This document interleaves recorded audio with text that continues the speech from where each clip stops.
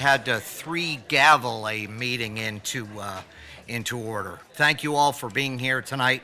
I'm going to call the Town Council regular meeting of Tuesday, August 12th. I want to wish my wife Carol at home a very happy birthday. And with that, we will start tonight with the public hearing, and I'll ask our clerk to call the roll, please. Peter Talbot. Here. Don Walsh. Here. David Velver. Here. John Mylone. Here. Fiona Pearson. Here. Tricia Kramer. Here. Greg Wolf. Dina Allard. And Jim Jinks. The quorum is present. Thank you, Madam Clerk. With that, let me go back to my agenda. Oh, I'm sorry. Yes, please rise and join me in the pledge. I pledge allegiance to the flag of the United States of America and to the republic for which it stands, one nation, under God, indivisible, with liberty and justice for all.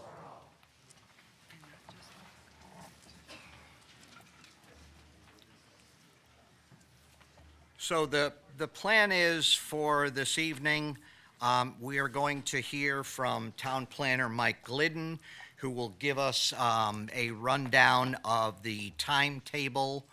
The plan is to extend this public hearing, and based on the number of people in attendance tonight, I think it's important we extend it to the September meeting as well, to give everyone another opportunity to speak if they so choose. With that, we will have a reading of the legal notice. We will hear from Mr. Glidden, as I mentioned. We will hear from 3 Squared LLC, and then we will hear from the public. We ask that you limit your comments to 3 minutes, state your full name and your full address for the record. And with that, I'll ask Madam Clerk to read the legal notice. The Town Council of the Town of Cheshire will hold a public hearing at 7 p.m. on Tuesday, August 12, 2025, in the Town Hall Council Chambers, 84 South Main Street, Cheshire, Connecticut, to consider the potential sale of 58+ acres of real property formerly owned by the state of Connecticut adjacent to Interstate 691 with frontage on Route 10, subject property, to 3 Squared LLC for economic development purposes. Electors and citizens will be heard at the public hearing concerning this potential sale, dated at Cheshire, Connecticut, this 24th day of July, 2025. And this is our first meeting with new microphones too, so bear with us with that. With that, I'll ask Mr. Glidden to give us the timetable and rundown of kind of where we've been and where we are going with this process. Good evening. For the record, Mike Glidden, Town Planner, Town of Cheshire. So you're going to come on a little time travel with me. We're going to go back to 2019, back when the General Assembly, during first regular session, then followed up in special session, approved what is known as Special Act 19-4.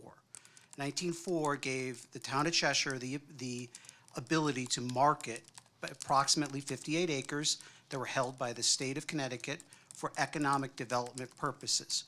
As part of that special act, the sales price was established by taking the average of 2 appraisals, and those monies that were collected if that property should finally be sold by the town to a developer for economic development purposes would go to the state of Connecticut.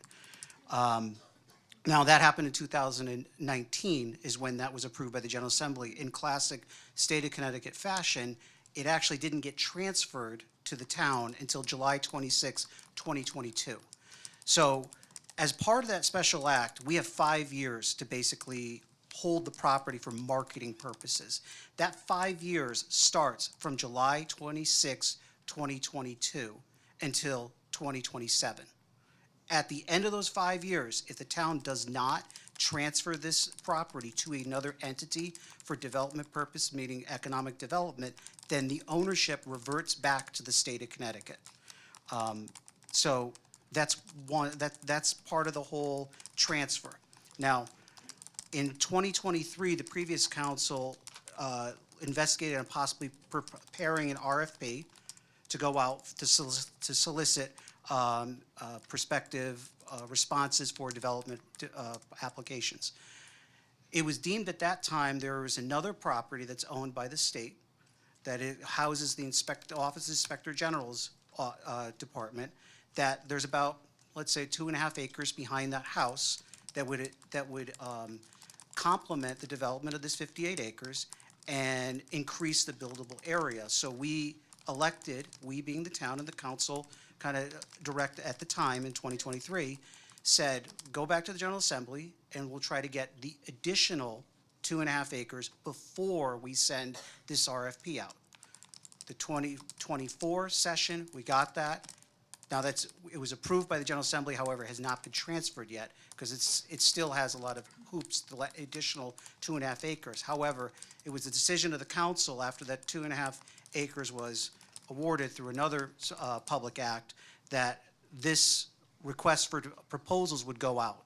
So in December of 2024, the request for proposals for developments was issued in accordance with kind of a criteria, and that was RFP 2425-11. The key to this was it was proposals that result in economic development, which would be consistent with Public Act 19.4. So the town received a few responses. The council formed a subcommittee that then reviewed these responses. There were 3 members from the town council as part of that subcommittee, 2 members from the Economic Development Commission, and 2 members of the general public. They reviewed the responses, and then here we are, August 2025, a recommendation was made, and that's the gentlemen that are here tonight. They'll discuss their proposal from the subcommittee to the town council recommending to engage in discussions on selling the property to them. You have there was a term sheet that was developed that kind of outlines their needs and wants. So, but as I'm discussing how we got to tonight, I want to also add in is that the council is potentially making a decision on whether you're going to engage in a contract for selling this property, which is really, we're marketing it for the state of Connecticut, to an entity, but it does not mean that this is the only night that we are going to have decisions or discretionary decisions based on the development, because although you are dealing with the real estate transaction, you still have several steps in the process to get to where a shovel may be in the ground and a development actually occurs. For example, there'll be a due diligence period where the prospective buyer will have the ability to do some investigations, environmental, utilities, traffic, et cetera, that as they're developing some sort of application to a land use commission, they have, which may result in, they may find something and say, there is a limiting factor here, we're going to terminate the contract.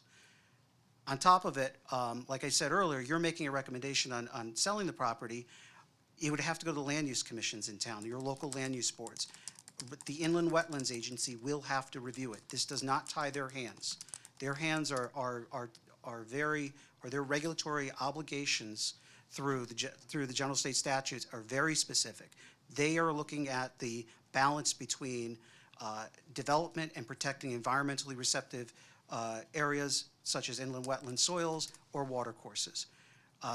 That doesn't change their role. They can say no to this project. And that could go through a public hearing process. The Planning and Zoning Commission also independent body that will be reviewing this down the road. The Planning and Zoning Commission, they have 2 roles. They'll have whether it meets the current regs or possibly if there has to be some tweaks to the regs, whether regs are consistent with the goals and objectives of the Plan of Conservation Development. Lastly, the one other local agency that's involved in this process is the Water Pollution Control Authority. As some may remember, when the Stonebridge Crossing development was approved, there was a new pump station that was built off Dickerman Road. That was sized for a certain amount of gallons per day sewage to be treated. So it doesn't matter what you're proposing over here. If it exceeds what was that the sizing that was for that pump station, it may result in improvements to that new pump station by the developer, which, once again, it's another step where they have a lot of unknowns that they were going to face through the regulatory process. Other than the local agencies, this also will have to go, it's going to be what's considered under DOT a major traffic generator. So a major traffic generator is a development that has either A, 100,000 square feet of building or more, or B, a development that has 200 parking spaces. This concept plan illustrates buildings that exceed that square footage. So that will also have to go to DOT, which that process is another just unknown that they have in their process. Lastly, DEP, stormwater management and industrial discharge permits. They would have to go through that process with DEP. Once again, no one's regulatory authority will be curtailed by the decision if you get into a contract for the sale of this property or recommend to proceed. I also, just to keep going on this, the timeframes, like for example, your timeframe to sell this property is set forth in Special Act 19-4. So you have up until July 26, 2027, unless that deadline is extended by the General Assembly. Other than the other processes that I outlined, really, inland wetlands, their process outlined by statute along with the Planning and Zoning Commission, and then OSTA and DEEP, they have up to 180 days to act on their permits. So everything, once it gets into the regulatory universe, it's structured, but in no way is this like, if you were to close this hearing at your next meeting, make a recommendation that this development is going to occur in the next 3 to 4 months. Like this is the first step of many that they will be going through. And this is really just are we to get to a contract stage, not even the regulatory aspect, which there may be more specific comments, development related, that are usually the role of those commissions. So with that, unless anyone has any questions. Ms. Kramer? Was this area ever discussed in prior history of town planning for economic development purposes in the history of Cheshire? Was this property ever looked at for economic development and a growth plan for Cheshire prior to the last few years? Yeah, great question. Actually, going back to 1954, the Plan on Conservation Development has labeled this area for industrial development. Prior to 691 being constructed, it's been zoned industrial. It always was labeled as the gateway to the town. So larger scale, either distribution, warehousing, corporate headquarters were kind of eyeballed for this area. In the 80s, the Planning and Zoning Commission in 1984 adopted what's called the interchange zone, which that's the current zoning district. And it's kind of a mix. It's a industrial zoning district by nature.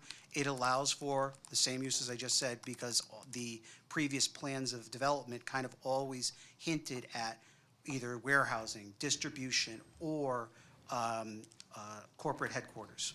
So this area has always been an area of economic possibility in the plans.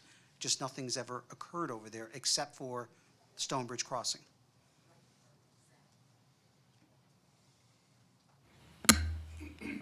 Sorry, new mics.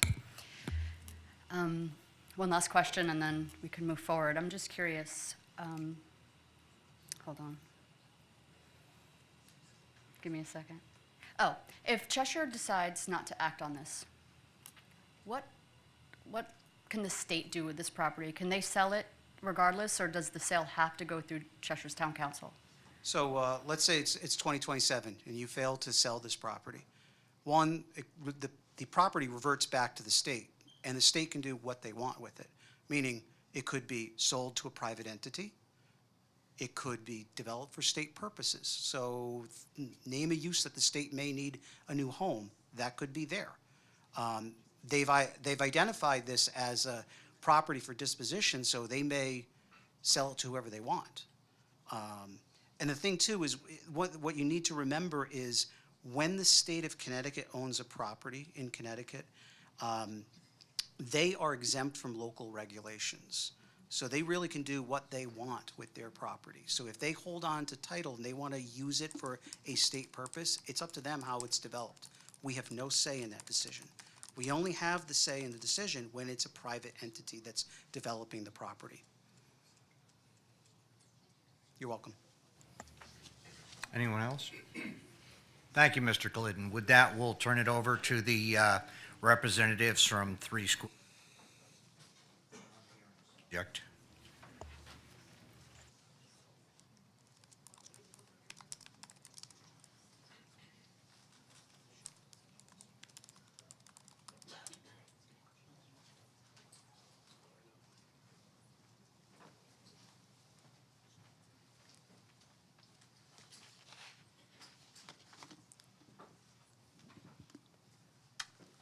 Thank you, Mr. Chairman, members of the council. My name is Dennis Senaviva. I'm an attorney with the Senaviva Law Firm, 721 Broad Street in Meriden. I am a Cheshire resident.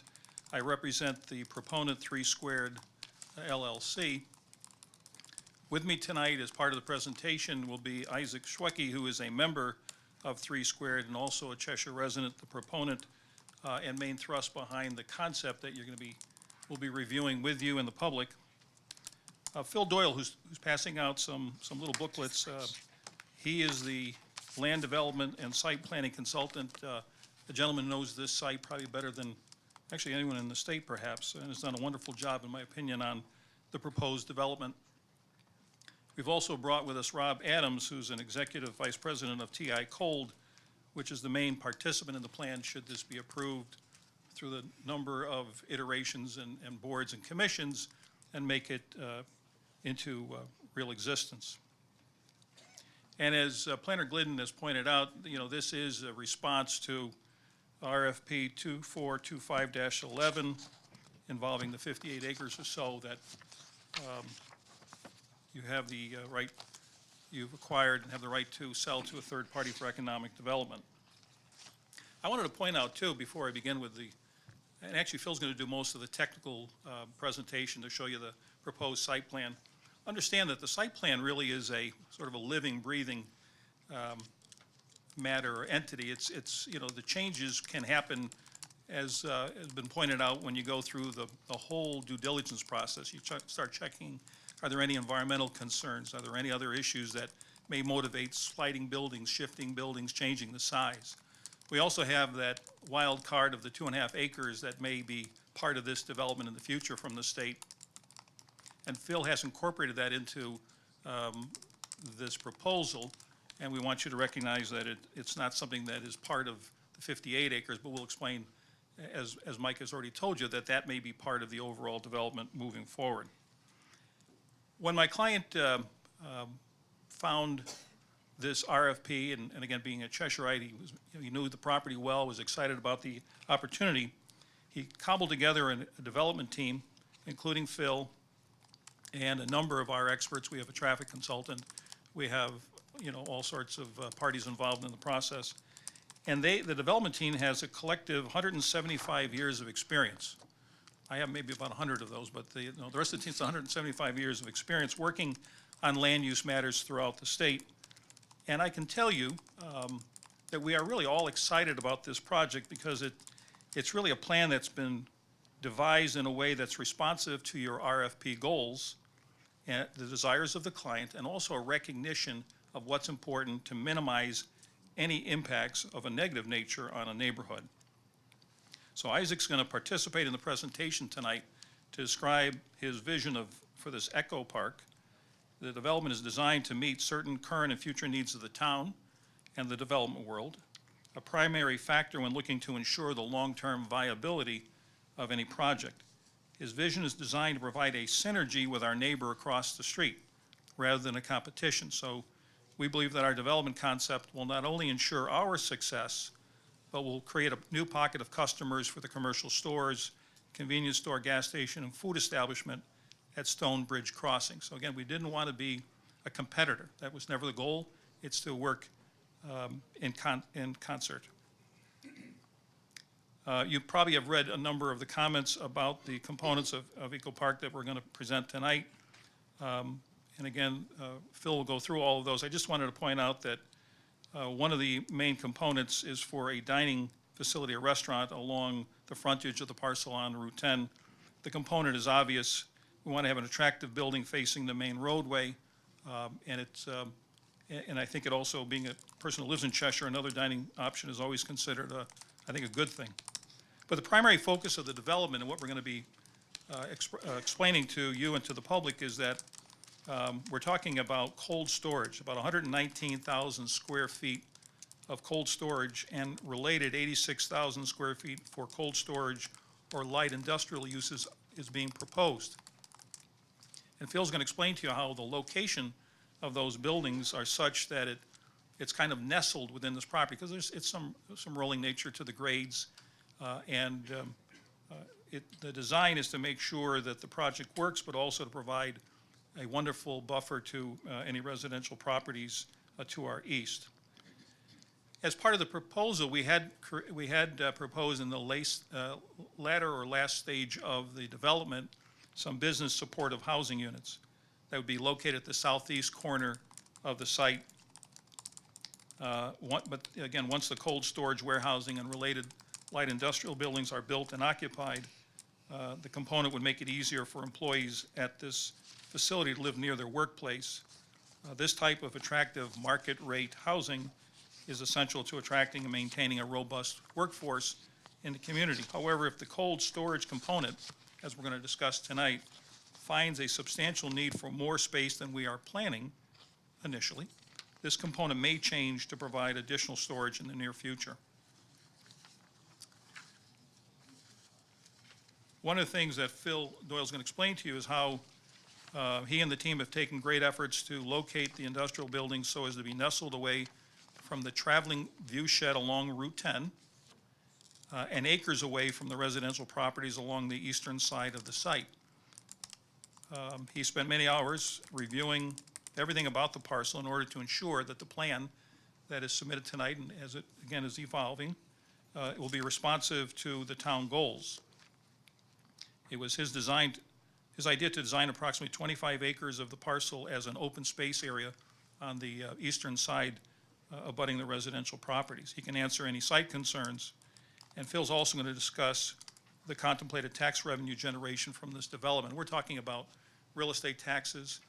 I mean, there's a contemplation that personal property taxes with the type of buildings that would be built would be quite handsome, but again, it's kind of difficult to identify them at this very early point in our development scheme. Lastly, before I turn this over to Phil, I wanted also to confirm that we're ready to proceed. I think that was one of the things when I spoke to your planner, wanted to make sure that this wasn't just an idea and that we're excited to be here. And if you award the property to the developer, they're going to sit on it for years. That's happened in other areas of the town, I know. We'll be ready to proceed with there's going to be a zone change request to apply the overlay SDD zone on the interchange zone, just like you did across the street, and then move forward as quickly as possible, again, having done an awful lot of homework since December of 2024. So with that, Mr. Chairman, I'm going to turn it over to Phil Doyle to talk about the plan as we've presented it.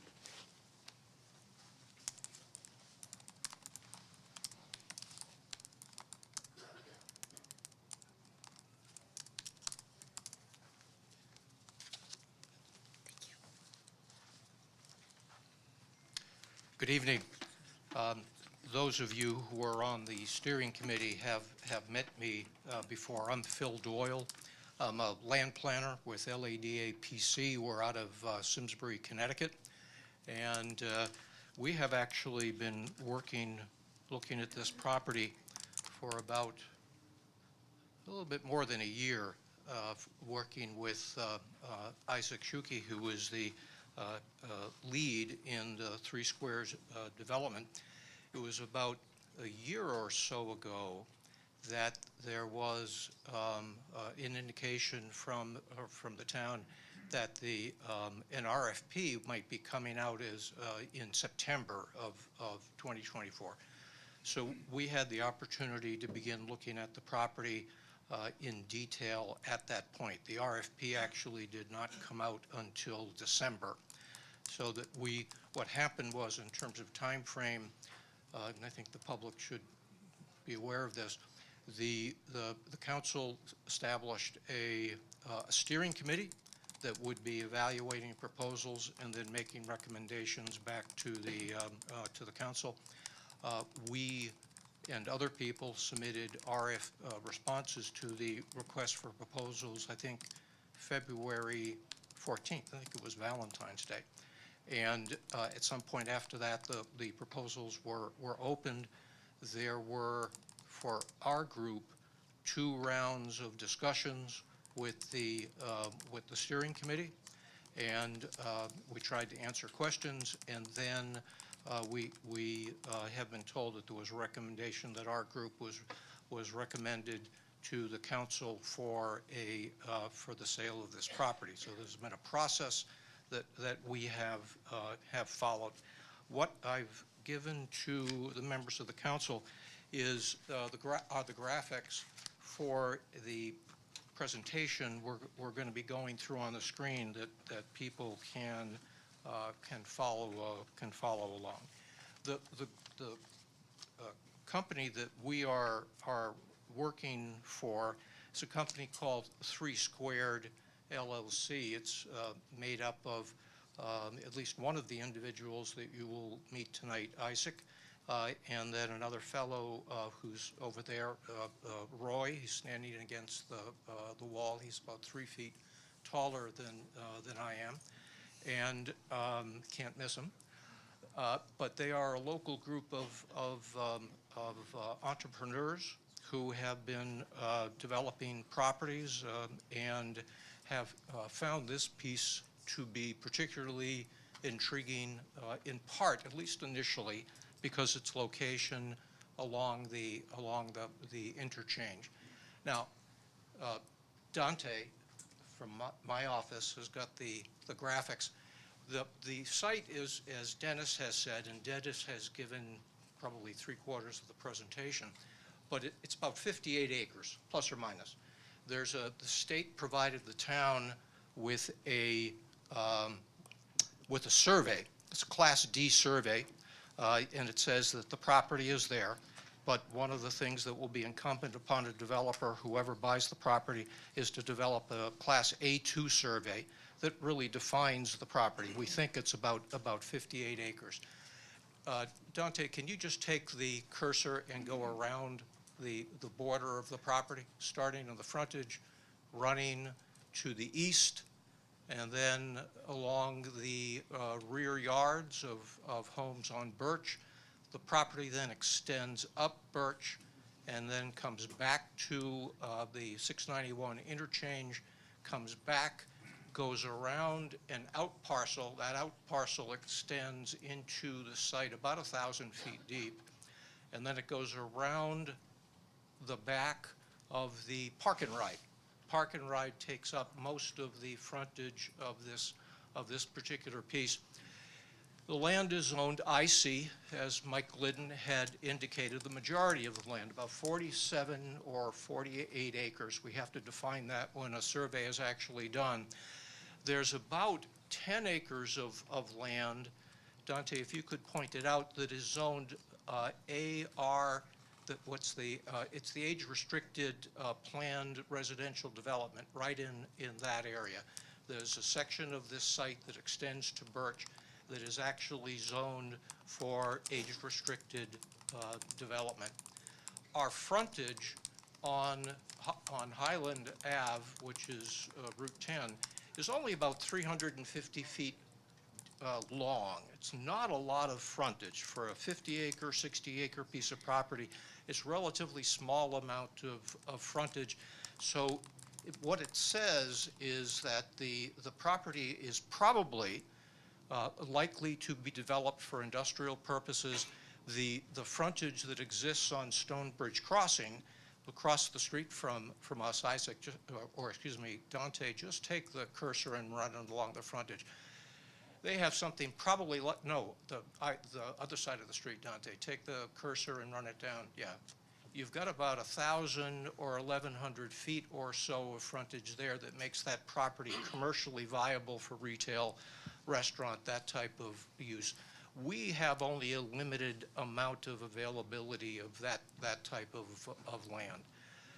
The 2-acre piece, 2.5 acre piece is right there. It has a red line on the bottom of it, and that's the piece that the state is looking to transfer as well into this piece. There's a bare area, an open area of land in the center of the site that the state has previously used as a soil and building product transfer location. There is a wetland corridor that runs north to south. North is at the top of the sheet, south is at the bottom of the sheet, that runs through that section as well. Let's go to the next. Getting right to the plan, our proposed development would focus most of the, or all of the development on the western portions of the property. Starting at the street, starting at Highland Ave, we have gotten some indication that there are some restaurants that would like to have a presence, sit-down restaurants that would like to have a presence on Highland Avenue that were not able to be accommodated at the Stonebridge crossing, but that would like frontage at our traffic signal. So we've got some tentative interest in developing a restaurant at the front of the site. That visibility exists at the front of the site. It doesn't exist in the internal sections of the site. Back behind the area of the bus stop, the park and ride, we would be developing the biggest building on the property. Square foot ground coverage would be about 118,000 square feet. Second story space would add about another 9,000 square feet. So the building would be about 127,000 square feet. There would be a series of truck docks on the southern side of that and some truck parking spaces on the exterior. The employee parking would be to the Route 10 side of the building, and that would be mixed with the parking from the restaurant. Behind the cold storage building, that would be our cold storage facility. Behind the cold storage facility, we'd be looking to develop about a 25,000 square foot light industrial building. It is possible that type of building might start to evolve into some food production type facility that would be related to the cold storage. The site is not a square. It's I don't want to call it an amoeba, but it's a very strange site. It stretches and it has ins and outs. We have the out parcel that extends deep into the site, and it makes the back part of the site, just where the cursor is, it makes that part of the site hard to get to. And that part of the site is probably going to be developed towards the end of the process, because we have to bring our road systems in, our utility systems in, and only at that point will we be able to seriously look at developing a couple of buildings in that area. There are 2 buildings that we're looking at. One building, what may be for 80 units of business supportive housing, and by that we've also called it, at different points, called it workforce housing. Workforce housing has no different definition by the state of Connecticut, but we've heard from a number of different manufacturers and warehouse users that they are having a hard time being able to find the accommodations necessary for their employees. And if that need still exists, as Dennis Senaviva, our attorney, has indicated, we may go into partnership with the occupants of the property and may for them build some housing so that we could house the employees. If that need does not materialize, then that building will become a light industrial building, probably in the order of about 20,000 square feet. There are two other buildings, an L-shaped building that would face the exit 7, the interchange, the westbound exit ramp for the interchange, and that would be about a 16,000 square foot light industrial building. The site is this site has challenges in its development. It's not like some sites you might see that are perfectly flat. It seems to be the result of a glacial action, very sandy soils, and very hilly and bumpy topography. So it will take some work to grade out the building pads. And what we have concluded is that about 25 acres out of the 58 acres are developable in some form. The entire site is not well suited for development. And I think Dennis may have mentioned on the right-hand side of this drawing is land that shows in this graphic as green, tree covered. We have no plans for developing about 28 to 30 acres of this property. So the eastern section of the property generally from the brook, but in many instances extending westward past the brook, that land is going to be set aside, and we're not looking to do anything with that section of the property. Can we go to the next slide, Dante? Oh, I didn't see it change.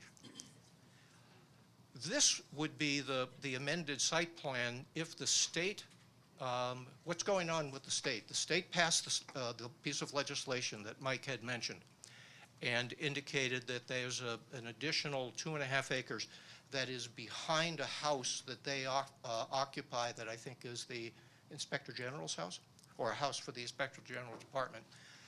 That would be incorporated into this piece. They still have to put an appraisal price on that. They have not done that. That's one of the things that the state has to do. Once that's done, if my clients acquire this property, they would agree to purchase that and fold that piece into this site.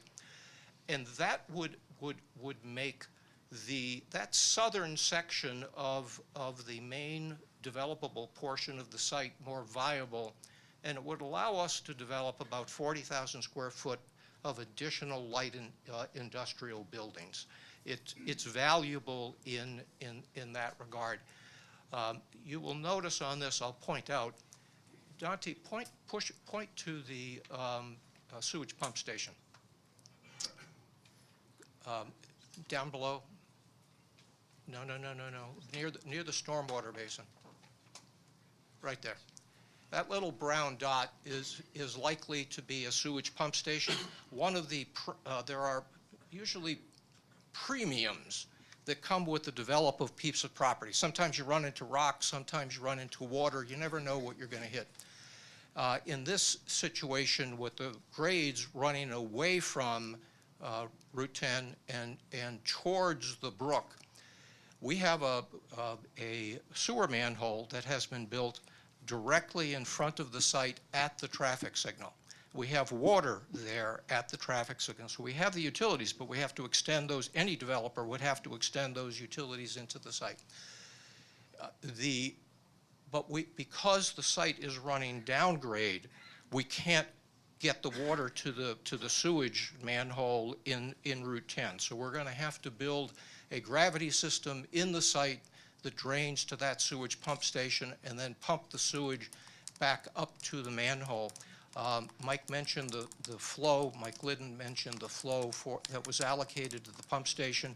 We fit well within that flow. We've put a team together, as our attorney mentioned, we have the civil engineers, surveyors, coal survey and engineering out of Southington. We've brought on Hesketh Associates, wonderful traffic engineers out of East Granby. We've got a environmental engineer, Tetra Tech, involved in this, but we've got an entire team that has looked at it. We know what the flows are on the sewage end, and we should be able to fit within the existing manhole and improvement systems, but we will need to build our own private on-site pumping station. Let's go to the next. The idea was to try to generate tax revenue. That's the idea. The way this transaction works, and the town gets nothing, no remuneration from the sale of the property.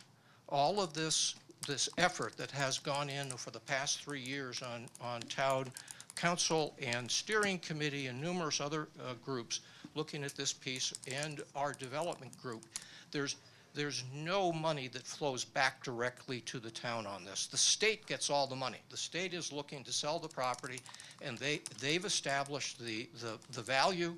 There's been no debate about that. They've just said, this is what it is. It's something like 2.325, something like that, $1 million. And what the town is looking to achieve, and what the state offered to the town, is you will get the tax revenue. So we have done a relatively straightforward property tax analysis based on construction value. I've talked to the town assessor about the way she does the details, and we've decided to not get into that level of detail. I actually had asked her at one point if she would do the evaluation for me. So, but she said no, unless she looked at everybody's proposal, she wouldn't feel comfortable doing that. But based on a straight property tax evaluation, we'd be looking at generating, under today's construction costs, about $1.25 million in taxes with full development for the 58 acres, about $1.5 million, $1.4 million something, when we would have the 20-acre, or excuse me, the other 2 acres, the 60-acre parcel. What we did not include in this was the personal property tax. And personal property tax in a number of these facilities, whether it's the production, if you're in light industry, or if you're in the cold storage business, those infrastructure improvements can be quite expensive. And those generate substantial amount of taxes. We kept this number low. Our position was we'd rather overperform using a low number than not meet the expectations of the town. So we're looking at generating between 1.25 and 1.4, 1.5 million in taxes. Let's go to the next. What are you going to see? We drew cross sections through the earth, sliced the earth. It's a traditional architectural way of looking at a piece of property to determine visibility.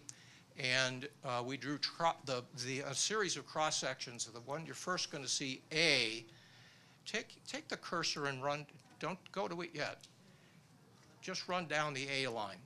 A runs from the restaurant through the cold storage facility, back across the stream and out to the properties behind Birch Road.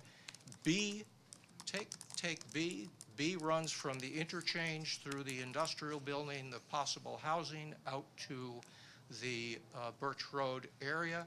C runs through, is a view from Route 10 looking through basically the park and ride to see if our largest building could be seen. And then D is at the top of the sheet, and that runs through the cold storage building, the light industrial building, out to Birch Road. And we did that because that would be the narrowest part of the wooded area that we'd be looking to retain. And we wanted to look at all those areas to see how much buffering would exist between this development and any existing residential development to the east. So let's flip through them now, Dante. All right, A, that little tan box that is closest to me, that would be where the restaurant would be located. Goes through then the parking lot of the restaurant to the cold storage building. In terms of distance, there's about 550 feet or so, it's 547, from the property line, what would be this property's property line on Route 10 to the face of the cold storage building. So it's set back quite a distance. The cold storage building sits in the middle of this cross-section. The grade then falls off down to the low areas of the site. And Dante, I'm looking to see if I can read that distance. But from the back of the cold storage building to the property line on the back of the houses on Birch Road is about 836 feet. So it's a substantial distance. The existing vegetation that would be left in that area is about 627 feet of existing vegetation that would remain undisturbed. Let's flip to the next one. Dante, we got it. You're faster than I am. Section B is the section that runs in from the interchange to see what would be visible from the interchange. The light industrial building closest to the interchange would be visible, the 16,000 square foot building. The business supportive housing would be back about 500 feet, 600 feet, and that would be partially visible from the interchange. Now, from that building back to the closest property line behind Birch Road is about almost 600 feet, 595 feet, and we'd be maintaining about 424 feet of vegetation. That vegetation sits on a hillside that the topography tells us is 50 to 60 feet high. There would be no visibility of this portion of the development from the Birch Road area. Let's go to the next. There we go. If one was driving on Route 10 on Highland Ave, and you're generally in front of the park and ride, and you're looking in, you'll notice that the hillside goes up. There's about a 20 or 25 foot hillside that exists, that is behind the park and ride. That hillside, combined with the fact that the grades on the interior of this site drop, place all of the buildings, and we use this as the primary example, it places all of the buildings below the eyesight, the eye level of anyone on Highland Ave. You will not be able to see the light industrial buildings on the property, nor will you be able to see the cold storage facility. Woods will remain in between.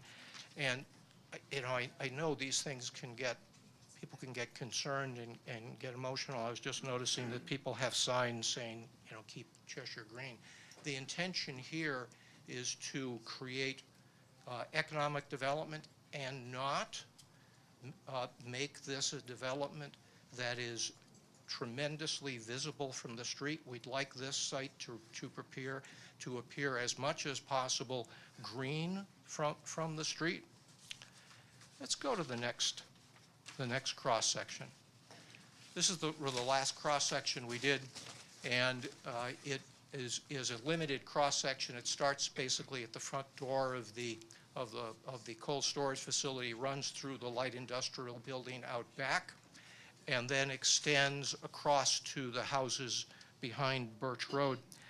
And the separation distance property line to the closest section of the light industrial building is about almost 460 feet, 459 feet, and we'd be maintaining about 358 feet worth of vegetation, including a hillside that sits in that area. The development would would not be easily developed or easily visible at all. Let's go to the next slide. This is an air photo, a drone photo that was taken the other day, shows the park and ride in the front, shows some light industrial buildings that exist. I guess it's off the Meriton Waterbury Highway. Those two buildings are in Cheshire.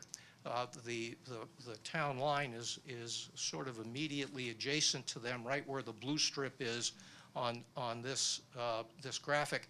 They would back up from that northerly side. They would be the ones backing up to the cold storage building and the light industrial building. Let's flip to the next. If we superimpose the property line on the air photo, you can see the general disposition of where the buildings would be. Restaurant building would be up on the street, so it's visible. The light industrial buildings, yellow, are in back, and they're generally invisible. That light industrial building that Dante's pointing at, when we build that, that would have some visibility from the exit ramp. And the cold storage building would be the area in the orange, and the potential housing is in the turquoise type color. Everything in back, 28 to 38 acres of land would remain as open space. Let's flip to the next one. Let's see what we have. Again, there's the site plan where the buildings are disposed. Let's quickly flip to the next. Some background on the site. Property is part of an aquifer district. There are 2 local aquifers that provide drinking water. That means even though the site is designated as an industrial zone, it's an IC, interchange zone. Everything that has to happen on this property has to be clean. And if anything is developed on this property, it has to be monitored by not only the developer, but by the town planning department and by the building inspector to make sure that everything is done appropriately. And that is the way we are approaching the development of the property. We're not trying to hide anything. This is all part of the public record. Everything needs to be clean. Let's go to the next. Again, this is the existing condition. The town, when they were going through the RFP process, retained, it might have been Malone and McBroom at that point. It's now SLR, but it might have been Malone and McBroom to do a wetland identification, and they have identified the areas shown in blue as wetlands. What we would be doing, and what any other developer would do, would be bringing on consultants that would double check everything that has been previously done, and then looking at and evaluating, looking at the detail of those areas, evaluating those areas, and then developing strategies to reduce impacts on the natural conditions. And as the town planner had indicated, we'd be taking that information to the Inland Wetland Commission, ultimately for their approval or denial. Let's go to the next. This would, and I'm not trying to leave out planning and zoning here, we would have to go through, obviously, everything has to go through the planning and zoning process. We're an IC zone, similar to the development across the street, the Stonebridge Crossing development. We would be seeking the allowed IC SDD, Special Development District overlay on that, and seeking site plan and special permit approval from planning and zoning. Again, that's a discretionary series of approvals. Anything is going to be built in phases. Mike Glidden, the town planner, had alluded to the state stormwater discharge permit. When you're dealing with a property this big, we have to file prior to construction with the DEEP for permits. DEEP requires us to limit site disturbance to no more than 5 acres. And you have to stabilize those areas before you open up the next.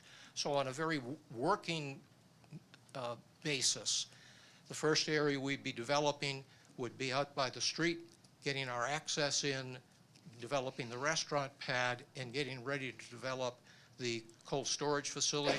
Second phase would be the cold storage facility itself. Third phase would be the parking and the circulation that would be associated with that, and the stormwater control that would be at the bottom of the hill. Fourth phase would be the light industrial to the back, and before any of this could be occupied, but perhaps for the restaurant. The restaurant, I might be able to get gravity flow into the street. We'd be building the sewage pump station. The last phase would be developing any housing and/or light industrial development. Those can't be built until we build the sewage pump station and the road to that area. So that generally gives you an idea how development might progress through the site. Next, look of the building. Restaurant building would try to be compatible with the development across the street, and it would have some type of attractive look like this. We'd like it to have a feel that is a bit of a modern look to it. Let's go to the next. The cold storage facility would have an office up front. The wall on the left would be the wall that would face the street. That's about 547 feet back from the street. Truck docks, as you've seen in this rendering, are facing east. They're facing the inside of the site, and if you remember my cross-section C, none of this is visible from Highland Ave. Unless you're at our front entrance, you're going to have a very hard time seeing the office section of the building, and the office section of the building hides the service areas. Let's go on to the next. Light industrial building that would be immediately behind the cold storage would look like this.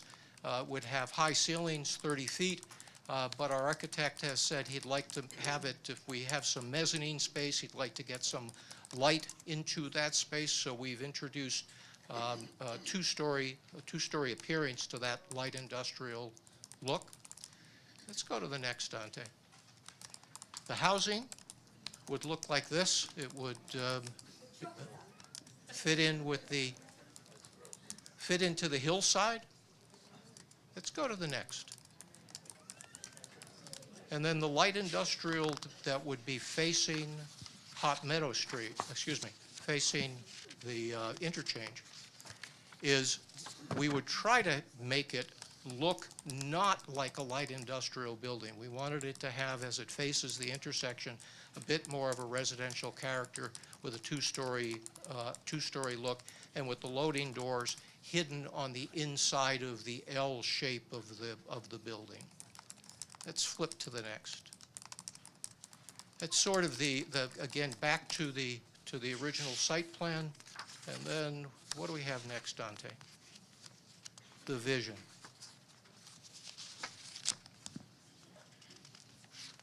What are we trying to achieve?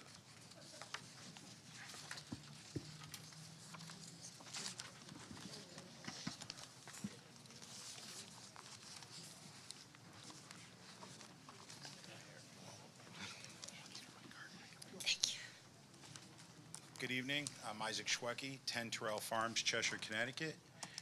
Lived in Cheshire for over half my life. I raised my son through the Cheshire community, love Cheshire, really active in bringing back the wrestling youth. I started this development company about 2.5 years ago. I was asked by one of my partners there, Roy Evgen. They wanted to build a conglomerate type of development and company. And I said to myself, I'm not just a regular developer. I want to be something that makes sense for communities and how we can really bring jobs back to the state of Connecticut. We are having a major problem in this state. How do we bring jobs back? You know, everyone wants tech. Tech is gone, unfortunately, but what's here is food manufacturing, food distributors. As we know what our taxpayers are in Cheshire and who our biggest taxpayers are, you know, there is a very big demand right now for 1 million square feet of frozen refrigerated warehouse in the Northeast and growing. And when this proposal came on my plate, and I said, you know, being in this town, we need something that's going to help Cheshire for the future and future generations to come. How are we going to generate money besides just building houses and so forth? So my idea was to build this eco park where, you know, a lot of people don't realize, you know, they're just too busy in their day-to-day getting on and off the highway, but they don't look at the gentleman that was walking down Johnson Road or going to the other food distributor that is working to pick up our orders. And half of the people in this room, if not everyone, is probably eating from one of these big chains that are either doing the distribution or the food or any one of these food warehouses. And so when I've seen these people walk and you know, and people don't really think about, wow, you know, these people they're really helping in the community, but where do they go? Where do they take the bus? How do they get to work? And so when this project came to play, I said, how do we bring these people not to just walk to work every day? How do we have some sort of work, you know, work share housing for these people to get on a bus and go down the street to either one of these big food storage places? And so I said to myself, let me create this ecosystem again, where we have housing, we have frozen refrigerated warehousing, and food manufacturing. And something that within 20 years from now, we're not gonna have an empty building that's gonna be pickleball building. This is gonna be a building that is gonna be here to stay, and that is only gonna continue generating tax revenues for the town of Cheshire. And so that is why I put my stamp of approval behind this and really said, hey, I'm ready to do something in this town, something that I'm really proud of, and you know, and that can really be here for generations to come, and not just building some, you know, restaurant or something that we don't know if is going to be here in 10 years. This is the future. This is what we need to also help the ecosystem of the other big suppliers of food that are in this town. No one knows that one of these companies are driving all the way to Massachusetts for an overflow warehouse. Think about that impact. That gets passed down to the consumer at the supermarket. It doesn't matter. We're paying for it. But if we can help them by giving them this storage or giving a manufacturer the ability to give us lower pricing in the Northeast by building, you know, food manufacturing in Cheshire, this is a win-win for everyone. It's not just for the community, it's for the businesses that really are our big taxpayers in this community. And it's also really where this property is really positioned. It feeds off of Bizzuto's, BJ's, Whole Foods, everyone within a 25-mile radius of their new frozen refrigerated warehouses that have just been built within the last 5 years. So obviously that's the direction that this state is going, and that is why I really stand with this project, and that's why we really got a really good crew of people here with over 170 years of experience to really think of this through. How is this gonna work? What, did we think about this? Did we think about vision? And then I see, you know, the green signs, and I get it. I don't like change either, but change is here. And what change do we have? And I've said it from the beginning when this came out, is that if we didn't win the first phase of this RFP, why? If it was for housing, I really want to know why, because that's not what was needed here. And what we are trying to do is what is needed for the community today, and that is to generate tax revenues and to keep the sustainability within our current infrastructure of this town. Thank you. Yeah, If I had the space, I would. the trying to maintain control of the meeting. The public will have their chance to speak later, but we've been working at this for over a year. The town has been working at this for 3 years at least, and we are going to complete this presentation.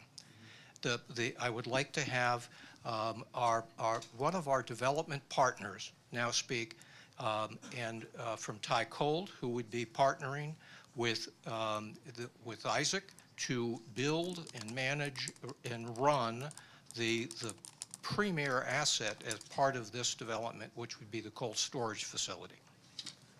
Rob? Good evening, folks. My name is Rob Adams. I'm with TI Cold. I live in Melbourne, Florida.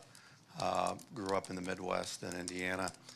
We are a national contractor that builds cold storage warehouses on a national basis. This slide right here, a slide of the U.S. One of the things you'll see is our little logo. Those are buildings, cold storage buildings that we built over the last 5-6 years. The cold storage industry, you know, vital to everyone in here.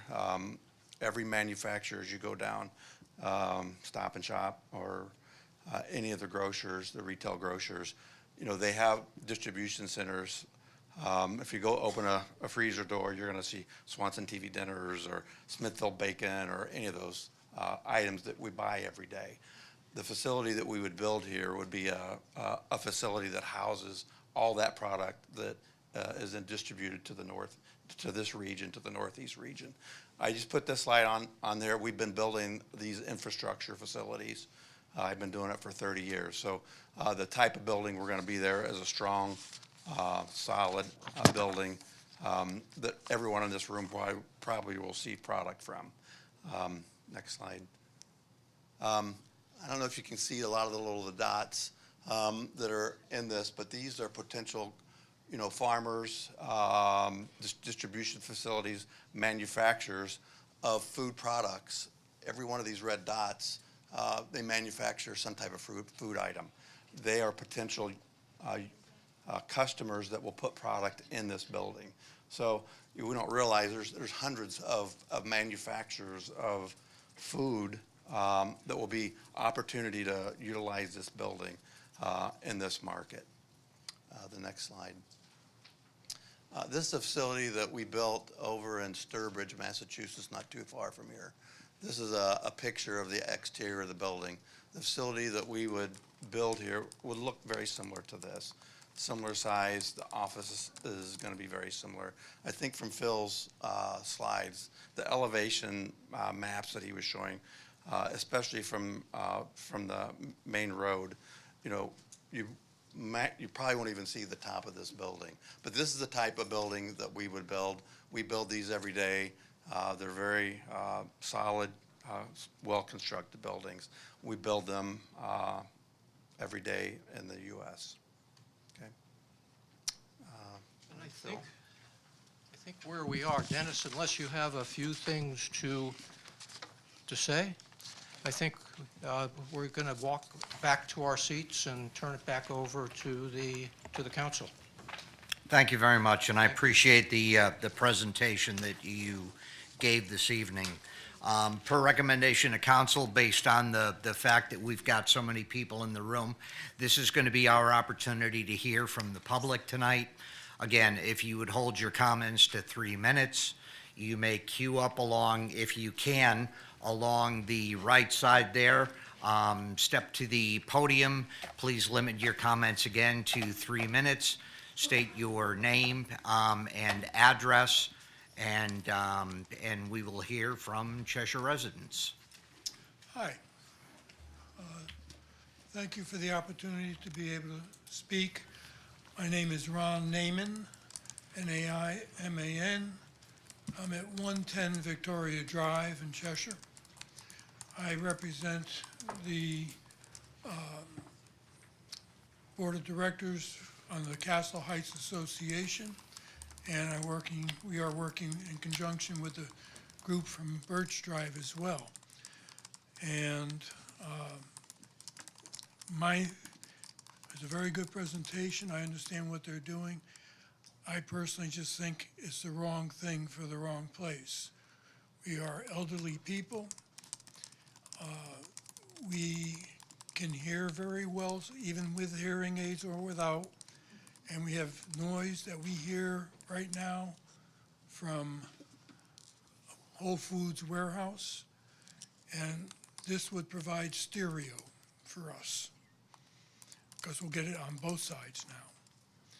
I'd like to introduce and provide you with a petition to block this. It's got 948 names. Do I present it to you? Thank you. That describes the petition we have, and you will hear from the people right after me a whole list of reasons why this is not the right thing for this neighborhood. One of the major things that I'm aware of is the distance between a cold storage unit and the noise that it provides and the trucks and the beeping, is that we should have at least 1,100 feet from any one position. And the decibel level that we get from this, which is about 82 decibels for a truck, storage truck, has got to come down to under 55 decibels in daytime and 45 decibels at night. And we're currently measuring that. With that, I'd like to introduce your next speakers. Thank you, Mr. Naaman.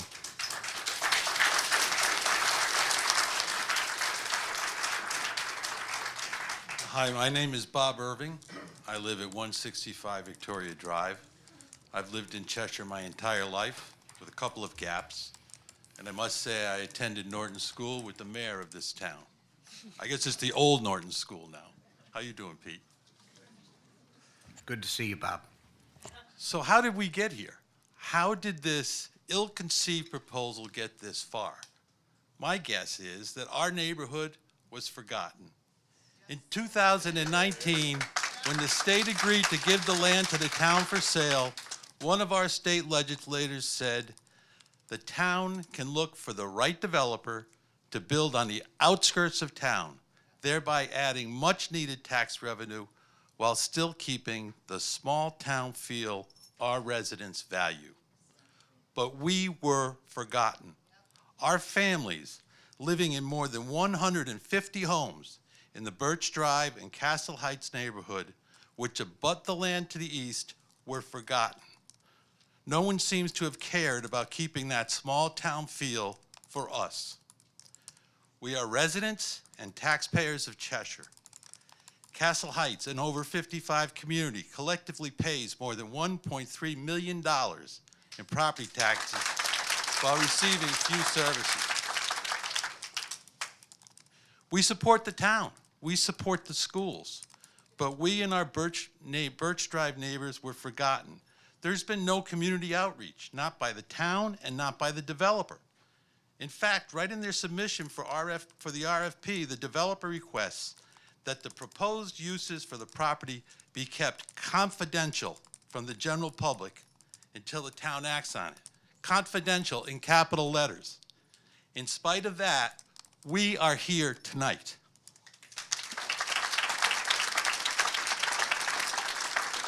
Many people will speak tonight about the negative impacts of a 119,000 square foot cold storage warehouse abutting a neighborhood. But all you have to do is Google it. I did. Here it is. Should you build a cold storage warehouse near a residential neighborhood? No. It's generally not a good idea to build a cold storage warehouse adjacent to a residential neighborhood. Cold storage warehouses often involve significant truck traffic, noise, potential air pollution, all of which can negatively impact the quality of life for nearby residents. Furthermore, they can impact property values and create safety concerns. Potential issues: increased truck traffic, noise pollution, air pollution, reduced property values, safety concerns, environmental impacts. What are we doing here? To the town council, I say, please stop this. Vote no to the sale of this property to this developer.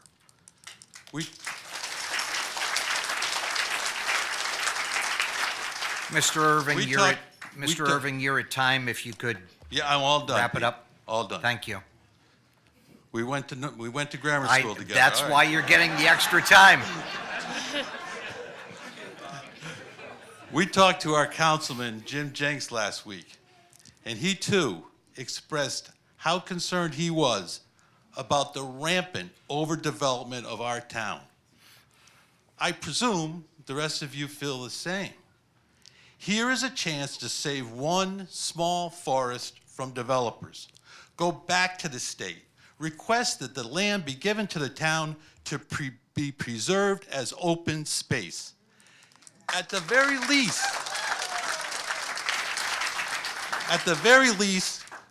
ask for a 5-year extension so that we can assess the impacts of the Stonebridge and River Point projects across the street before moving forward.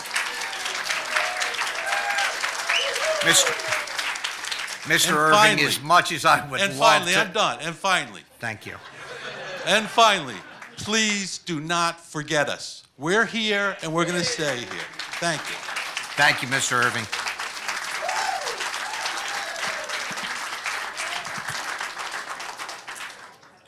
Wow, it's tough to follow that.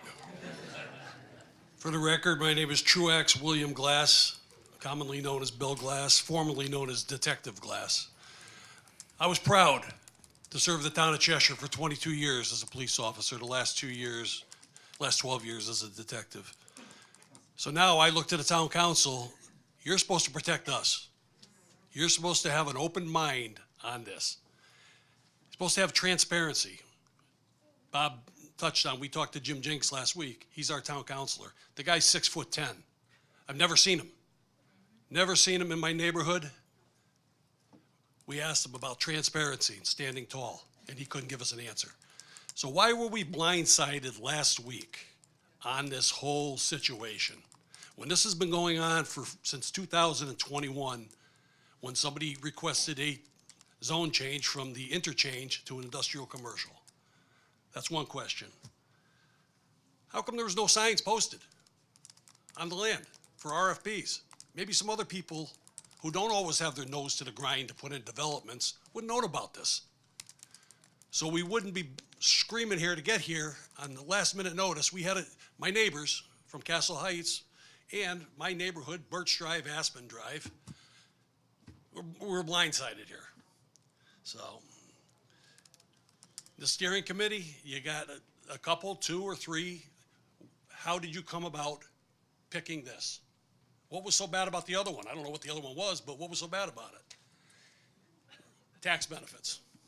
So, all right, that's all I have to say tonight. Thank you, Mr. Glass. Hello, I'm Michael Sawicki. I live at 140 Victoria Drive in Castle Heights, and I'm here representing our communities, and I pluralize that because there's more than just Castle Heights here, obviously, to talk about why this building of a truck stop directly across from Stonebridge Crossing is a bad idea for Cheshire, especially relating to traffic congestion. Okay? Now, I made a little map for everybody to better understand this. I'm going to have to, can I move forward and show this to you? It's a little bit far from here. Is that okay? You can leave it with. Sorry, guys, you won't be able to see this until later. If you leave it with the clerk, we will, can you leave it with us, or are you taking it with you? Sure. Then if you'd leave it with the clerk, then I don't want to eat into your time. Okay, well, I'll right from right here then, okay? I did a little analysis here, starting at Route 322 down to just past Byron Rondo, where Dunkin' Donuts is. There's 7 traffic lights, and the distance is 1.1 miles. 7 stoplights in a 1.1 mile length, where, of course, trucks get bogged down, they start to slow. I'm talking about traffic congestion now, okay? So, let's talk about the development that's going on. The Stonebridge Crossing area. You've got E.G. Homes, 140 townhouses, not complete yet. You've got River Point, 300 apartments, not complete yet, whose only entrance exit is right into Route 10 across from the exit ramp of 691. Back to the development, we've got 81 apartments over here, so there's cars coming out of here, of course, with the trucks. But I'm going to focus Stonebridge Crossing. I'm sure you want that to be a successful mall, right? They're going to pay their taxes. You want it to be like Evergreen Mall. How are those customers going there are going to look across the street and seeing tractor trailers coming out that they're going to hear, see, and smell, okay? Sitting in a restaurant watching tractor trailers going in and out of that truck park, okay? That's gonna hurt. We don't want to turn that mall into Meriden Mall, okay? And continuing down Route 10, you've got another apartment development right across from Viron Rondo, 71 apartments there. Of course, we have our existing truck traffic, Whole Foods and Kurt's Farms coming off of Johnson Avenue and Bizzuto's coming off Industrial Avenue. So this place is clogged up, and we don't really know. Most of these things haven't been developed yet. We don't know what kind of traffic we're gonna generate from Stonebridge Crossing stores. We've got approximately 600 homes and apartments in that short distance, most of which have not they're not open yet, they're not done yet. And then you've got at 1.5 cars per residence, which is low, conservative, 900 cars driving in and out this road area. So we got a traffic congestion potential here that we're gonna add to it more trucks. That's the point I wanted to make. Let's hit the pause button. Let's let these other places develop first so we know what we're dealing with traffic before we start throwing truck traffic into this whole mix. Thank you, Mr. Sawicki.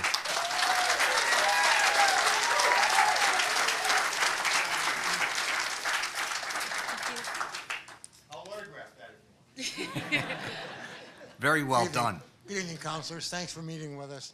My name is John McGoldrick. I live at 37 Alyssa Drive in Castle Heights. And where I live is directly at the intersection with Birch Drive. So I'm kind of right in the middle of there with our neighbors.